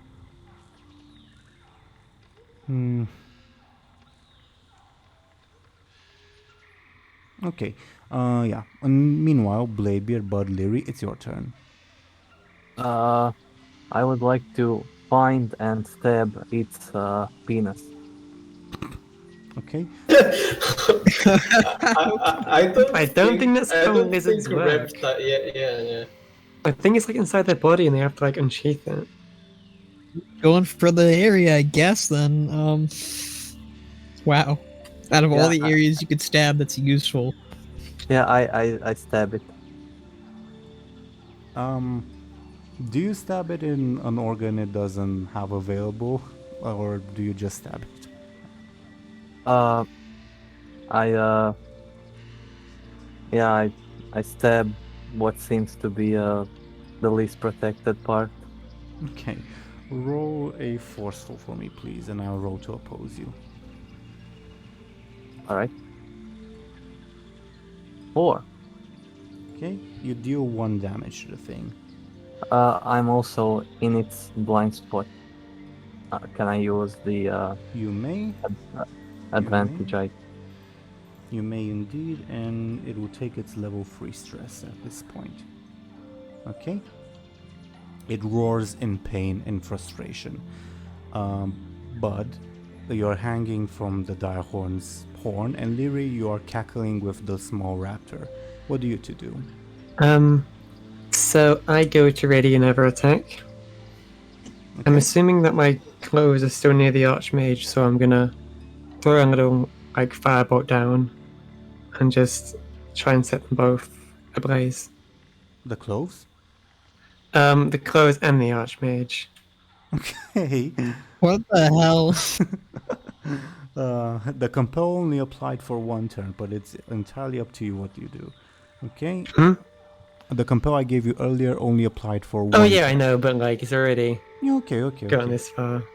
Would you like to treat this as an attack or preparing an advantage? Up to you. An attack. Okay. Then roll your sneaky, and I'll once again roll her careful. She doesn't know that I'm here yet, does she? Not yet. So Didn't she hear Buhd say? Yeah, Buhd said that. I don't know if she She's heard very it. disoriented at the moment. That's the thing. If you're asking if your stunt would apply, the answer is yes, since it is from stealth. which stunt? Oh, that one. Yeah. Since my last action was a stealth one too, does that also count? Yeah. So it will be, you'd get a 9, so 7-point difference. How will she take 7 damage? I could also use my advantages, treetops, and just a dream, but you know. I mean, you don't need to because you already. It's a bit overkill. That's already enough to knock her out. Okay. Cool. Yeah. You drop a firebolt on her and she passes out, and she seems to sort of like disintegrate, quote unquote, Jesus. like vanish from the dream. Okay. The small lizard cackles next to you once again. I look at him and go like, whoa, that's Would kind of Buhd weird. see the disintegration? I mean, you are being gored at the moment. I think you have bigger stuff to worry about. I'm just wondering if he'd be able to see that while being gored, but yeah. Feel free to roll careful to see, but it will be difficulty 6 since you have a dire horn in your stomach right now. Yeah. I mean, does that take up my turn, or is that just... No, it's a free thing. Okay. Nope, you Okay, don't see.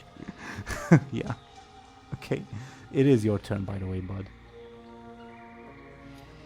Buhd would try to break off the dire horn that is impaling him from like its body. Roll your forceful. The dire horn will roll.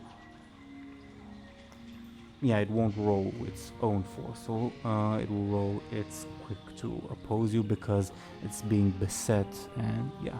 Okay, you deal 1 damage to it. It will take its level 1 stress. It's taken all of its stress boxes at this point. Okay. On its turn, a threat on its back, a threat on under it, and a threat. Yeah, I think the most sensible thing would be for the Direhorn. It will attempt to crush whatever is beneath it by like sitting down basically and rely on its armor for protection for a bit. So Bladebeard, how do you defend against the Direhorn sitting on you? I'll try to roll out. Okay, please go ahead, roll your quick please. Okay, you 4. have to take 4 damage. How do you do so? I'll level 3 stress and level 1 constant. Oh no, we have. I need to take 4 damage. Mm-hmm. 2. Okay. Fine with me, for me, I should say. Sat upon, I guess. Yeah, sure. Okay. The Archmage is gone. The Priestess at this point will try to basically pull you free, aka create an advantage, Bladebeard. So she will roll her careful. It'll be difficulty 2. She succeeds, creating an advantage. I'll just call it Safe Dwarf, just so we know what it's about. Okay, Benjamin, go ahead. Thank you. I'll go ahead and try to stab its neck. In-game, the Direhorns have napes? I generally don't remember. I don't know. I guess it's the back of the neck, if it has one. I guess. Yeah. I think that's the whole point of that kind of dinosaur. That the thing on its head is for protection. Yeah, its but it's neck. protection from the front, not from the back. Yeah.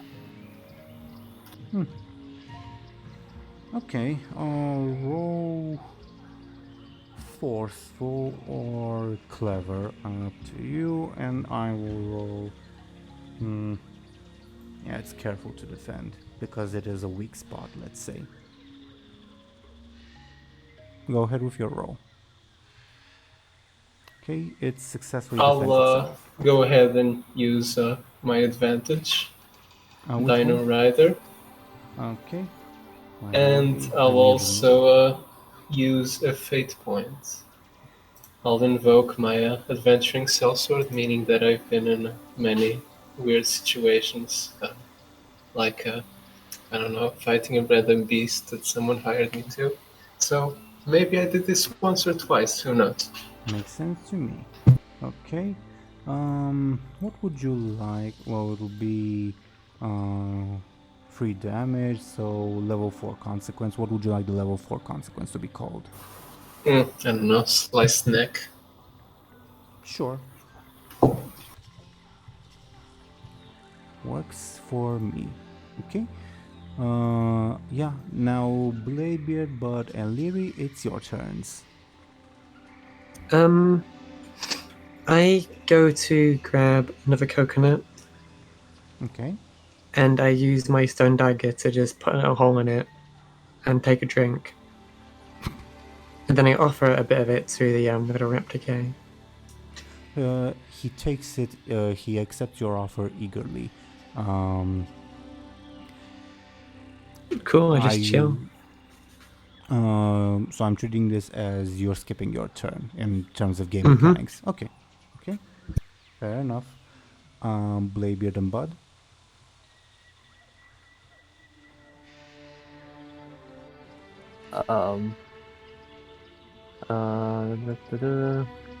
I'll move towards Buhd and stab the dinosaur in the eye.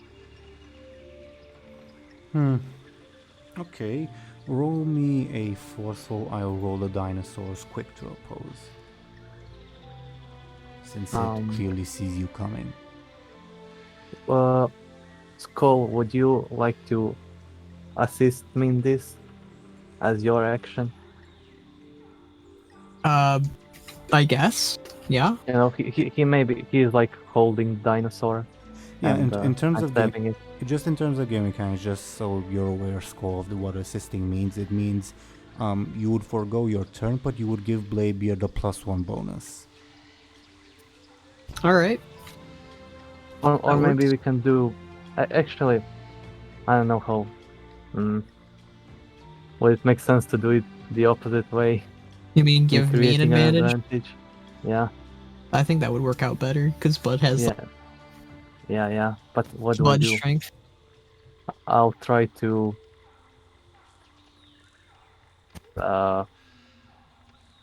No, just.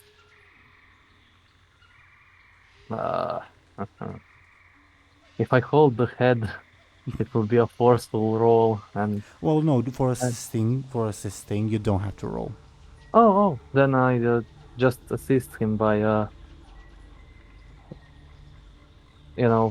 also holding the head, pushing his back. Okay. But as you're sort of released from the direhorn's horn, you see Bladebeard is sort of like grappling with it, and Benjamin just stabbed it in its nape. What do you do? Bud would use the horn that he just ripped off and try to impale the dire horn's belly with it. Well, its belly is not exposed at the moment, is the thing.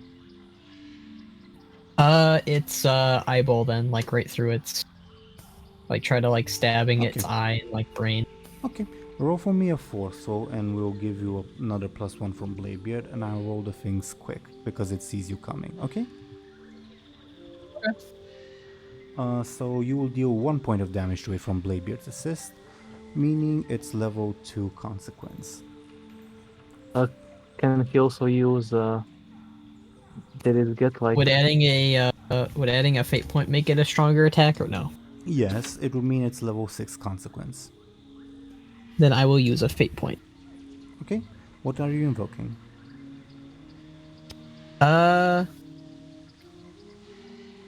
Let's see. Did I already do 2 of them, or can I use them You again? can reuse them. You can reuse them, just not for the same Yeah. roll. So what are you using? So if I reused former warlord, it would still work. Yep, definitely. Yeah. Also, yeah. sliced neck for 2 more. Place next.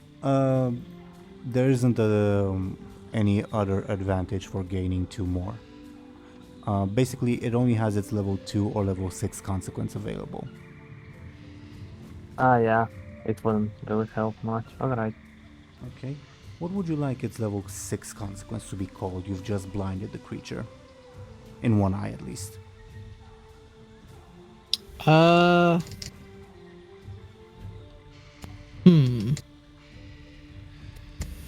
Eyeless lizard, Okay. I guess. Makes sense for me. To me, rather. Okay.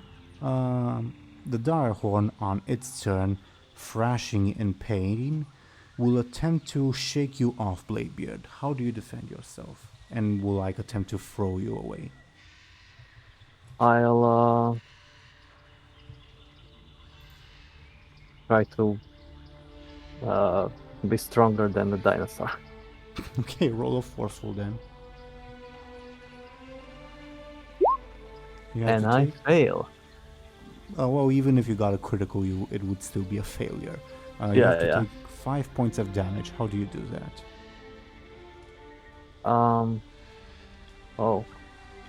I'll take let me see. 5. Mhm. Level 1 stress and level 4 consequence. Okay.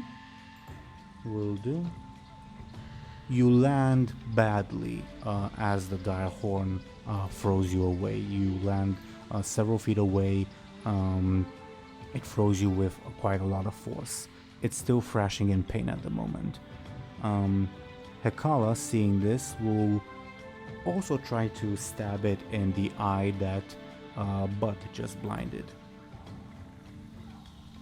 What's her... yeah, +3. And the Direhorn, with a 6-point difference, yeah, the Direhorn is killed. It collapses to the ground as Hekala's spear pierces deep into its skull. No, and as he stumbles, I kind of just fall off and roll on the ground. Yeah. You all have emerged victorious. Well, not Yay. Meridia. Oh my god. She became ash. She turned. You didn't know into that ash. yet. Well, she didn't become ash. You see no remnants of her. Oh, In fact, that yeah, is you Meridia. guys don't even know where she is.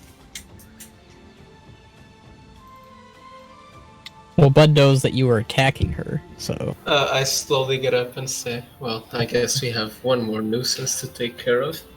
Can I, what does the little raptor guy say? He is still cackling. He's, well, not cackling, chuckling at this point.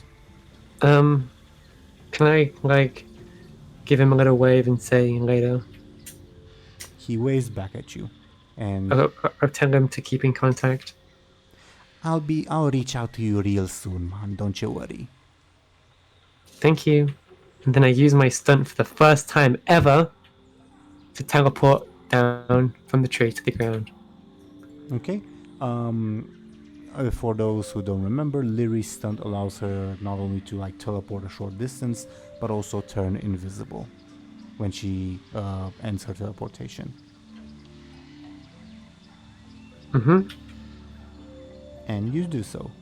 The troll is like too busy like wrangling her spear back from the Direhorn's eye to notice this. I just... That elf, Go on. that elf lady was no help at all, and she attacked a mage lady. I guess we'll have to take care of her when we wake up or whatever is going on. I approach them now, not invisible anymore. Okay. But I'll go ahead and Yeah, of throw- course. I'll actually go ahead and try to throw a punch. Lyri, Do it. how do you defend yourself? I quickly just back away. Okay. Benjamin, roll your forceful or quick. I'd say quick because I'm going in for the surprise. Oh, wow. Then roll your sneaky. No, I'd rather roll quick. And Lyri, roll your own quick. Lyri takes 1 point of damage. Can I use my one, advantage? Oh no, it's gone now. Oof. Well, it related to the fact that you were up in the tree anyway. No, they're just a dream one. That's fine. Well, I'll pretend it's still there, and yeah, you use it, it's gone, you successfully dodge. Then I actually use a fate point as well. No, I use a fate point simply. What are you invoking? can I assist him? You have to assist before the action, before the roll. Okay. Well, I guess I use adventuring sellsword. I punch people sometimes. Okay. Lyri takes 1 point of damage. Can I use one of my fate points? Things go through. Okay, go ahead. Oof. Well, no. Oh, you're using it to reroll. Okay. What were you Mhm. invoking anyway? I was going to use my scheming magi one. Okay, fair enough. Just to make a difference anyway, so I'll take it. Well, at this point, thing is, you first use your advantage to increase your roll by 2 to 5, and then you re-rolled negating that advantage, so that 5 became a free. Ooh. So you have to take 3 damage. Fine, I'll take 3 damage. Your level 3 stress. Mm-hmm. Okay. I'll make a really loud oof sound when I get hit. I'm not expecting it. Okay. I'm not expecting it to hurt you though. I guess I just turn around from the situation and walk towards Hekala. She sees this happening. She's still trying to like wrench her spear clear from the direhorn's eye. A bit feebly, you notice, and she says, "Stop that! Stop that! That you're perverting the purpose of the trial." What trial? And at that point, you hear another step, another set of rumbling footsteps. Do you guys mind if I remove the direhorn from the thingy? Yeah, sure. Yeah. Okay. Yeah, you hear. Get him out of there. You hear another step, another set of rumbling footsteps in the distance. Do you do anything? Oh yeah, I totally forgot. Lyri is still naked. Yes. I just punched the naked person. Okay. I mean, You're also half naked, to be fair. I mean, yeah, I guess. yeah. Okay. Do you guys do anything as you hear these footsteps approaching? Lyri's kind of in shock because she didn't expect it to hurt. I look to Hakal and say, should we be worried? She sort of raises her hand as if it's fine, it's fine. Then I guess I'll lower my half spear. Bud is kind of chuckling at what Benjamin did to Lyri, so that's the most thing he's doing. What is Bladebeard doing, by the way? He looks around and says, I'm too sober for this. Makes sense. And out from like the canopy of trees, you see another creature emerge. This time, it is a very ornate-looking raptor that strides in your direction. Fancy raptor. Alright, round 2. Lyri kind of tries to stumble up and back away. The raptor like raises one of its claws, almost like someone would raise a hand to say it's all right, and says, "Be calm, mortals. You have passed the trial. I see that you are worthy of being in this one's pack." It points at the troll lady with its snout. What's going on? You are in the presence of Gonk, the loa of the hunt. Wait, Gonk? That's your name? It stares at you. Alright, great Gonk. Why were we chosen for this trial of yours? Gonk will chuckle at you and say, "This haughty one came to the other Loa begging for aid. A catastrophe seems to have happened, and I was the only one who deigned to answer her call. Well, myself and another one." And Hekala looks very embarrassed.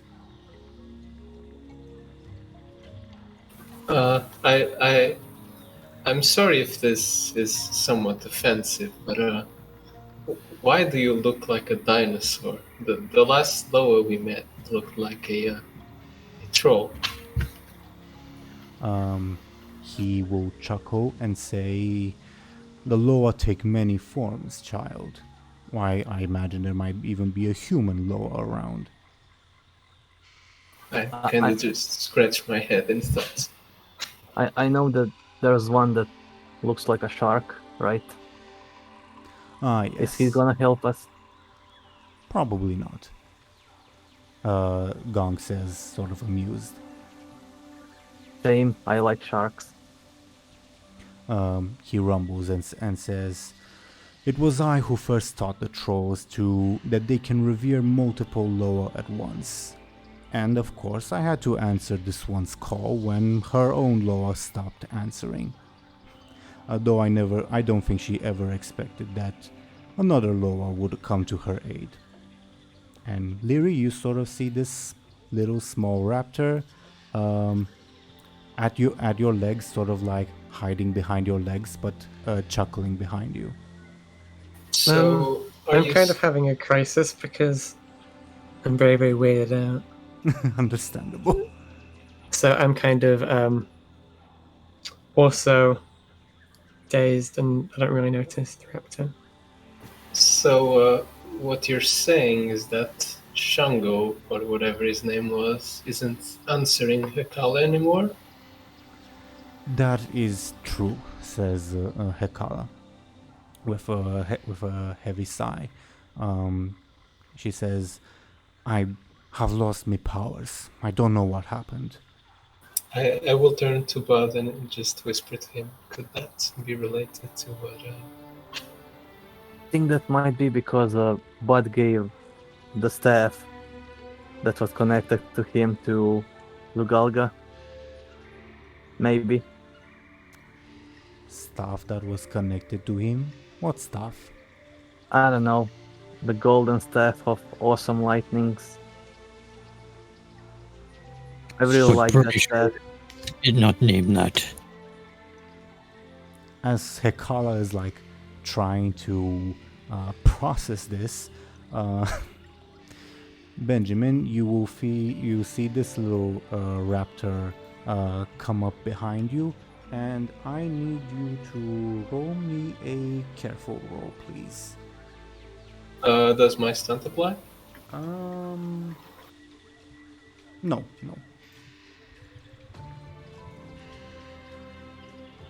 The little raptor, the one that was like cackling with Lyri, pulls down your pants and like runs away cackling. Come on. Oh my god! I am very, very shocked and embarrassed. I guess I quickly cover up and look around if I can find something to take its place, let's say. You want to borrow Bud's? I think yours are enough to like cover my whole body. So. So you want them? This is fucked up. It's fine. The gigantic raptor Gonk will sigh and say, "Johnny, these are our allies. Let's try not to pull these kinds of pranks on them." And the little raptor that stole Benjamin's pants cackles as it like runs away with them, ignoring Gonk.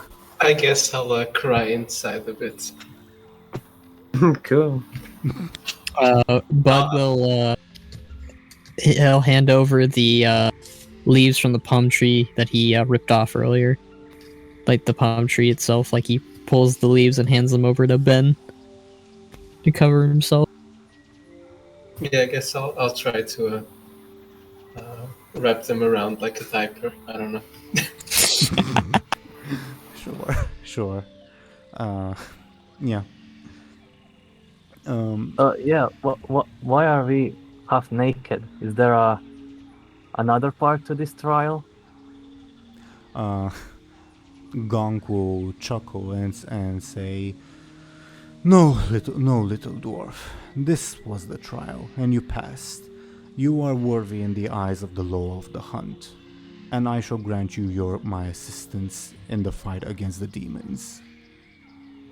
Oh, are you the guy that has been talking with me today? He looks confused at you. You know, no? Like, you said something about... This is the first we have staff. met, little dwarf. Oh, never mind then. Some other law, I guess. Gong sort of rumbles under his breath, and Hekala will say, say me again, what's this about the staff?" Oh, yeah. Your uncle or whatever, Mislav the Serpent, or I don't know. His staff. Her eyes like widen in surprise, but she doesn't say anything as she waits for you to finish your sentence. Oh, yeah, Bladebeard, can you just tell the story from the beginning without just dropping little bits from now and then? Alright, I had the staff of this troll man, and then I gave it to Buhd, and then Buhd gave it to Zgalga. I'll just facepalm because didn't- Bladebeard didn't tell the story at all. I didn't give it to her, she stole it back. Ugh. Zulgalga has my grandfather's staff. Yeah, that's what I said. She like stumbles back like in shock and like falls to the ground. I'm curious, what's Lyri doing all of this insanity? I mean, I'm just kind of letting them talk, but I'm coming up with a mean scheme Okay, to pull. okay. No need to spoil anything then. But you will see like the little raptor come to you and like drop Benjamin's underwear at your feet. I take them. Okay. Hold on, that's not sanitary. I open my mouth all the way and just eat. What the? I don't know. Do you actually? Does do anyone see? Do you actually do that? Sure, why not? It's a dream. Rules don't apply, or at least I don't think they do. Okay. Does everyone I'm see? allowed to be a little crazy. I imagine you're not very far away, so yeah, I imagine everyone else would see. I'm not sure if you would be able to, Lyri. It tastes disgusting. I want to leave, please. The little raptor next to you laughs out loud at this display. I'd give him a little nod of approval. Wait, I don't know. Gross elf. Very gross elf. Nasty. The little raptor says, "You be mad even for one of my own rich man." I kind of try and murmur something while I'm eating them, but it's just kind of unintelligible. It is a very disturbing sight to everyone else.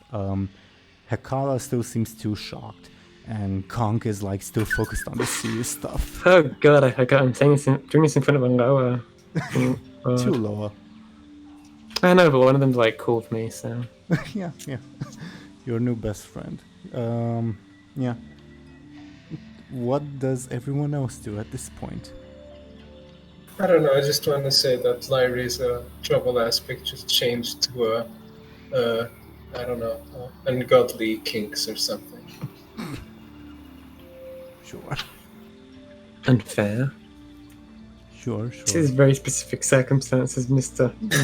Benjamin. Yeah, I think at this point Benjamin is just buried in his own shame and Oh my probably god. ignoring everyone around him. Yeah. So, Yeah. can I talk with Gonk some more? Yeah. It was going to say something, but go ahead if you'd like. Gonk, can you like fly us to Zgalga and then eat her? My domain is not in the seas, little dwarf. Can the shark Loa help us then? Gong sighs and says, "Given the circumstances, I will try to persuade him, but I'm not even sure he will be enough if what you've told us is true." Well, even the gods are afraid of her, I guess. He like takes a step towards you and he will say, "There is no shame in avoiding a prey that is more powerful than you, little dwarf."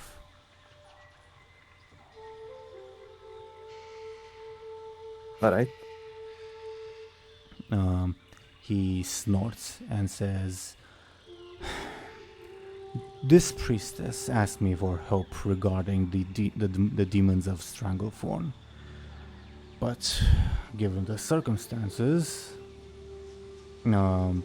he sort of looks at all of you and says, "What are you going to do about the demons anyway?"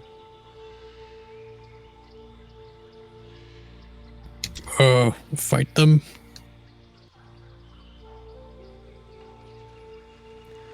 Gonk will sigh at this answer and say, "Very well. Me and my pack, we will join forces with your pack, and we will help you defeat the demons as promised. But we cannot help you in the fight against the witch in the sea. If My pack and me. That's the grammatically correct way to. You put yourself last, right? My pack and me. he stares at you,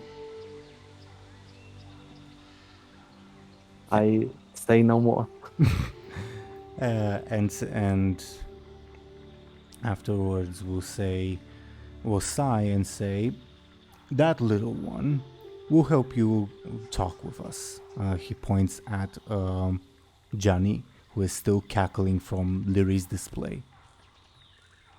He's like literally rolling on the floor laughing at this point. I shed a single tear when I hear that he'll be around.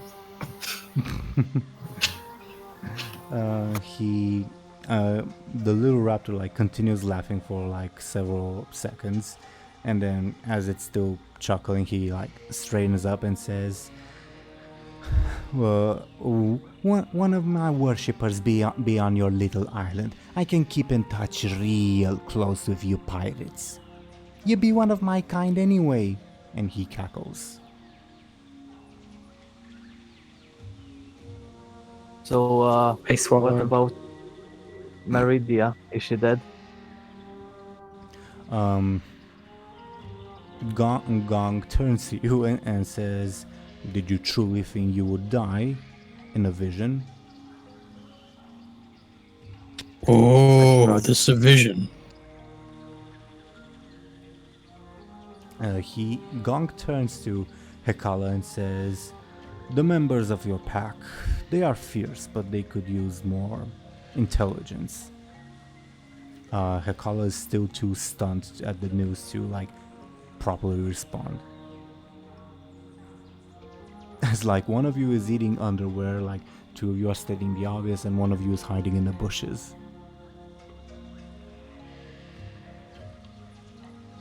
Sounds good to me. And at this point, as like the raptor starts laughing again, the little one, I should say, Gonk will turn back to all of you and say, "I suppose we shall speak soon. I will try to get the other Loa to assist us, but no promises, unfortunately." And all of you start to feel like the vision recede, unless you like want to stop that from happening. I'll try to bro-fist the raptor. You want to what? Bro-fist. The gong. You reach out a fist to it, and he looks at you confused. Can I intervene here? Of course. Can I shoot a fireball to destroy his fake ass underwear? So he gets embarrassed right in front of Gunk. Who's? Benjamin. I already have no pride. You can't do anything. I'm already Good broke. point. Yeah, he's already naked. Do you mean Bladebeard? Good point. No, never mind. Okay. Yeah, Gong looks at you confused as you do that, Bladebeard. Alright. See ya. Then, I guess. He gives you all a nod, and again the vision will recede from you. And all of you will, at that point, after I remove this stuff on screen, wake up back on the ship, and you all will see that it at this point is nighttime. Is Meridia awake? As all of you are like waking up, yeah, she also starts like rousing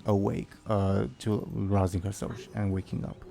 I am still covering myself in shame, even though I'm fully clothed. I'm just kind of giggling a bit and laughing. Yeah, Meridia says, oh, just had the weirdest dream. Where are we? Then I kind of turn to her, have a big grin on my face, and I go, I just kind of try and speak, but it's incomprehensible. We was in dream, and you got hit with coconut and clothes by gross elf girl. What? In that moment, my eyes kind of widen because I'm like, oh. He had the same dream as I did. She also eat Ben's underwear. She really nasty. I go, what? I say, what? You know what you did. Nasty elf. Blink a couple times and I whisper Don't say to anything. myself, I want to go home. Meridia like says what and like continues rubbing her head. She's very clearly very confused. Says, I have this sudden headache. Oh, when's supper? Hopefully soon. Not starving. I pick up the flower that I gave her earlier and I offer it to her. I mean, it is on her. I know, but she's tired as hell. Yeah. She looks at it and picks it up, sort of absent-mindedly, and says, "Oh, thank you. Wait, you." As you see, like fire come back in her eyes. I kind of give her like a smug, drowsy-looking smile, and I say, "Hey, Where's my wand? what?" Don't try to play coy, you little thief. She is a dirty thief and a liar, and she gross. What?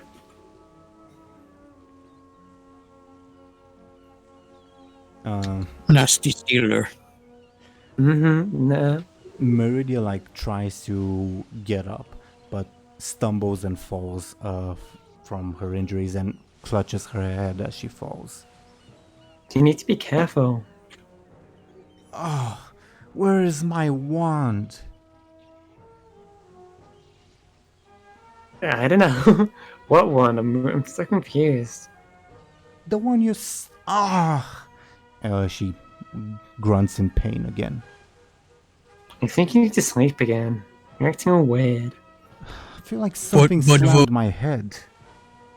Yeah, that probably her. She throw coconut at you. She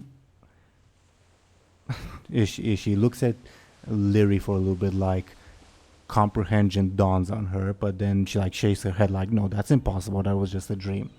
And says, whatever, she stole my wand. Where are we? We're back on ship. We get out of there. Is my wand still there? I gave it to Zelgaga, remember? What? She says incredulously. Good old Chucker. Probably steal thing like Bladebeard does. I Nasty blinked a elf. couple times. I forgot my eyelashes at Buhd. You gross. You eat underwear. You nasty. I kind of get all flustered when he says that. But I try to remain composed. I mumble something. Eating heads is better. Mrr. Oh Lord, oh Lord. All of you will see that it is night time at this point, and many members of the crew are like sleeping. You hear like snoring sounds from below deck, and there's minimal activity above deck. Did we really What- miss the drinks? Yep. But We gonna missed go the find party. food and drinks to steal. But hungry. Stealing, huh? Bud hungry and starving. But would do it for Bud's stomach. That's no excuse. You eat underwear, you shut up. Okay. So what? So what? You eat underwear. That's gross. That's not even food. That to cover junk and shrunk. Meridia says, "Will you two shut up, please? I have the most insane headache. Oh, by the light." I blow a big kiss to Meridia, She then wink. will attempt to punch you. Oh my god, okay. How do you defend yourself? I just quickly move out of the way. She's really bad. Yeah, roll your quick, please. Yeah, you dodge successfully. She stumbles as she fails to hit you.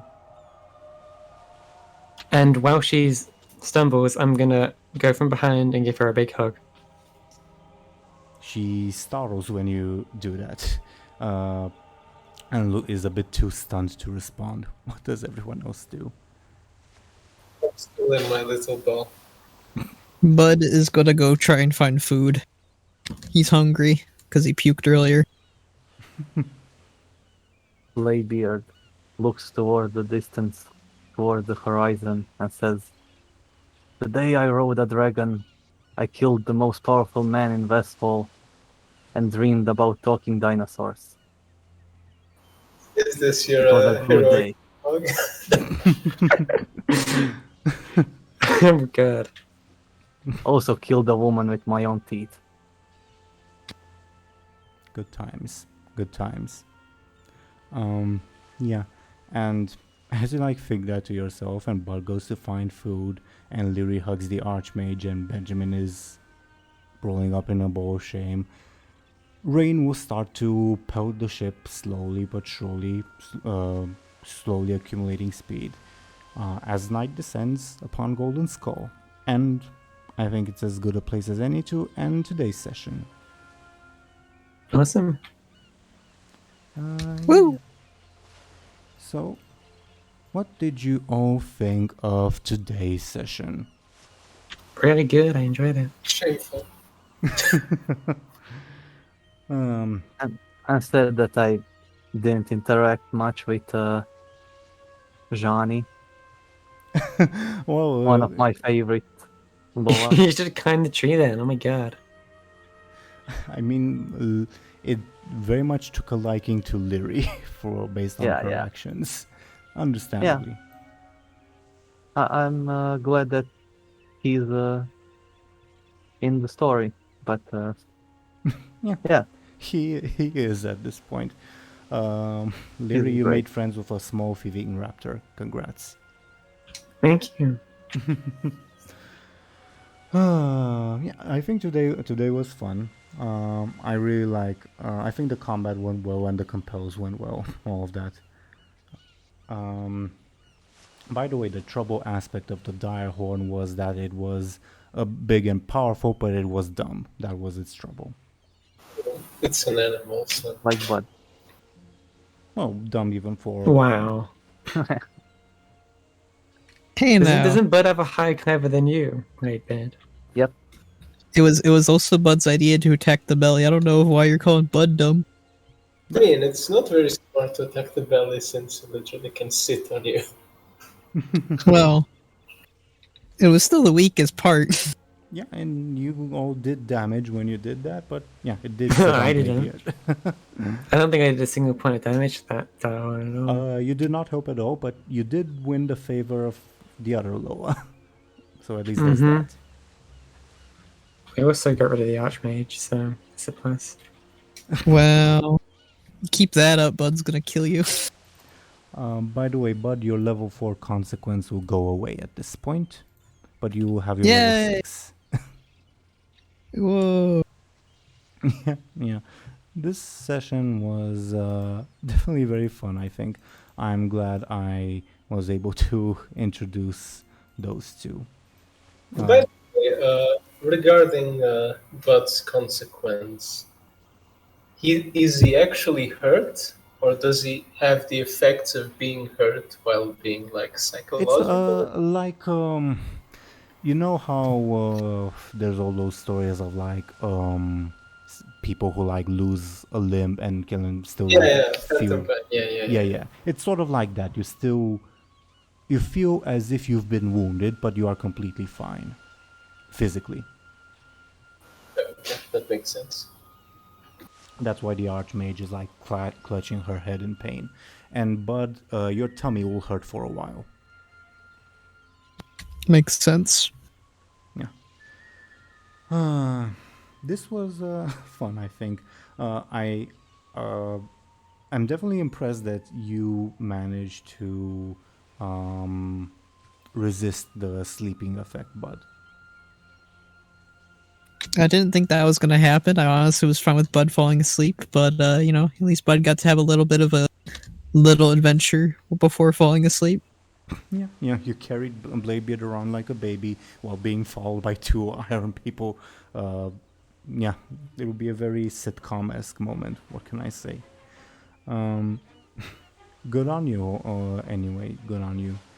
And also, Lyri, I think you did great. I love that you stuck to your character and didn't like go against your character by thinking, well, I have to help the group. So good on you. Mm-hmm. Thank you. Yeah. I mean, they haven't had a vision or dream like this before, so I thought it'd be a bit weird for them to know that it was like a thing with actual consequences. Yeah, definitely. Just like a sort of FY to you, the player, the vision these guys usually have is from the Loa that just is reported missing apparently, and it usually takes place in clouds, but that's why they were startled when they were in the middle of jungle. And yeah, this was fun. Any other thoughts for our viewers before we go into our respective shoutouts? I don't think so. Nope. Okay. Well, thank you to everyone for watching and listening to us. This was definitely a fun episode. And I would like to ask these wonderful people to talk about themselves for a little bit. I'm not going to do the roles to determine who talks this time because I haven't set that up in OBS yet. So, and I still have to edit it in Premiere. So I would like us to go in the typical order and have Zelris. Would you like to please babble on about yourself a little bit, please? Mm-hmm. I'm Zelris and I make stuff online. And sometimes it's good and sometimes it's not so good. Yeah. Sometimes you scam. Well, not scam. You make people buy subscriptions into World of Warcraft. Yeah. Next would be Mr. DoomGoblin. Yeah, it's me. I almost said Bladebeard, but yeah, I'm DoomGoblin. Me too. I'm DoomGoblin and I draw stuff. Recently, I also drew a Loa dinosaur. So yeah, Oh, I it think I seemed missed that that. people like that one. I drew Vol'jin as a T-Rex. But yeah, Oh, right. Yeah, that was nice. Yeah. I also drew Garrosh as a vampire and Arthas as a cyborg biker and stuff like that. So if that sounds like stuff you like, you can follow me on Twitter at DoomGoblin. Nice. His drawings are very Weird. no, not weird. Like you just heard, they employ very interesting concepts, to say the least. Yeah. Next, I would like to ask the owner of this channel, Sir Thompshire, if you can talk about yourself a little bit. Yeah, sure. Well, as you know me, I mainly do machinima. But if you also check me out on Twitter, I also do some occasional renders and some random stuff, I guess. So yeah, check it out. Yeah. His stuff is well done. Yeah. And next would be Skoll. Would you please talk about yourself? Yeah, Skoll. I do a lot of stuff. I do theory videos, lore videos, machinimas, the occasional shitpost on Twitter, And yeah, you can find me on the YouTube, the Twitch, and also on Twitter, like I said. So yeah. Yeah, very nice. And I was your DM, Game Master Teeironor. I usually do Warcraft lore videos focusing on niche topics, and I think from this session you can like easily tell that I love troll stuff, as you can imagine. Yeah, and as footsteps are heard in the background, though that's pretty much it for my shoutouts. Thank you to everyone for watching and listening to us. Next week's episode will be posted on my channel. And yeah, goodbye everybody. We'll see you all next time. Yeah. See ya!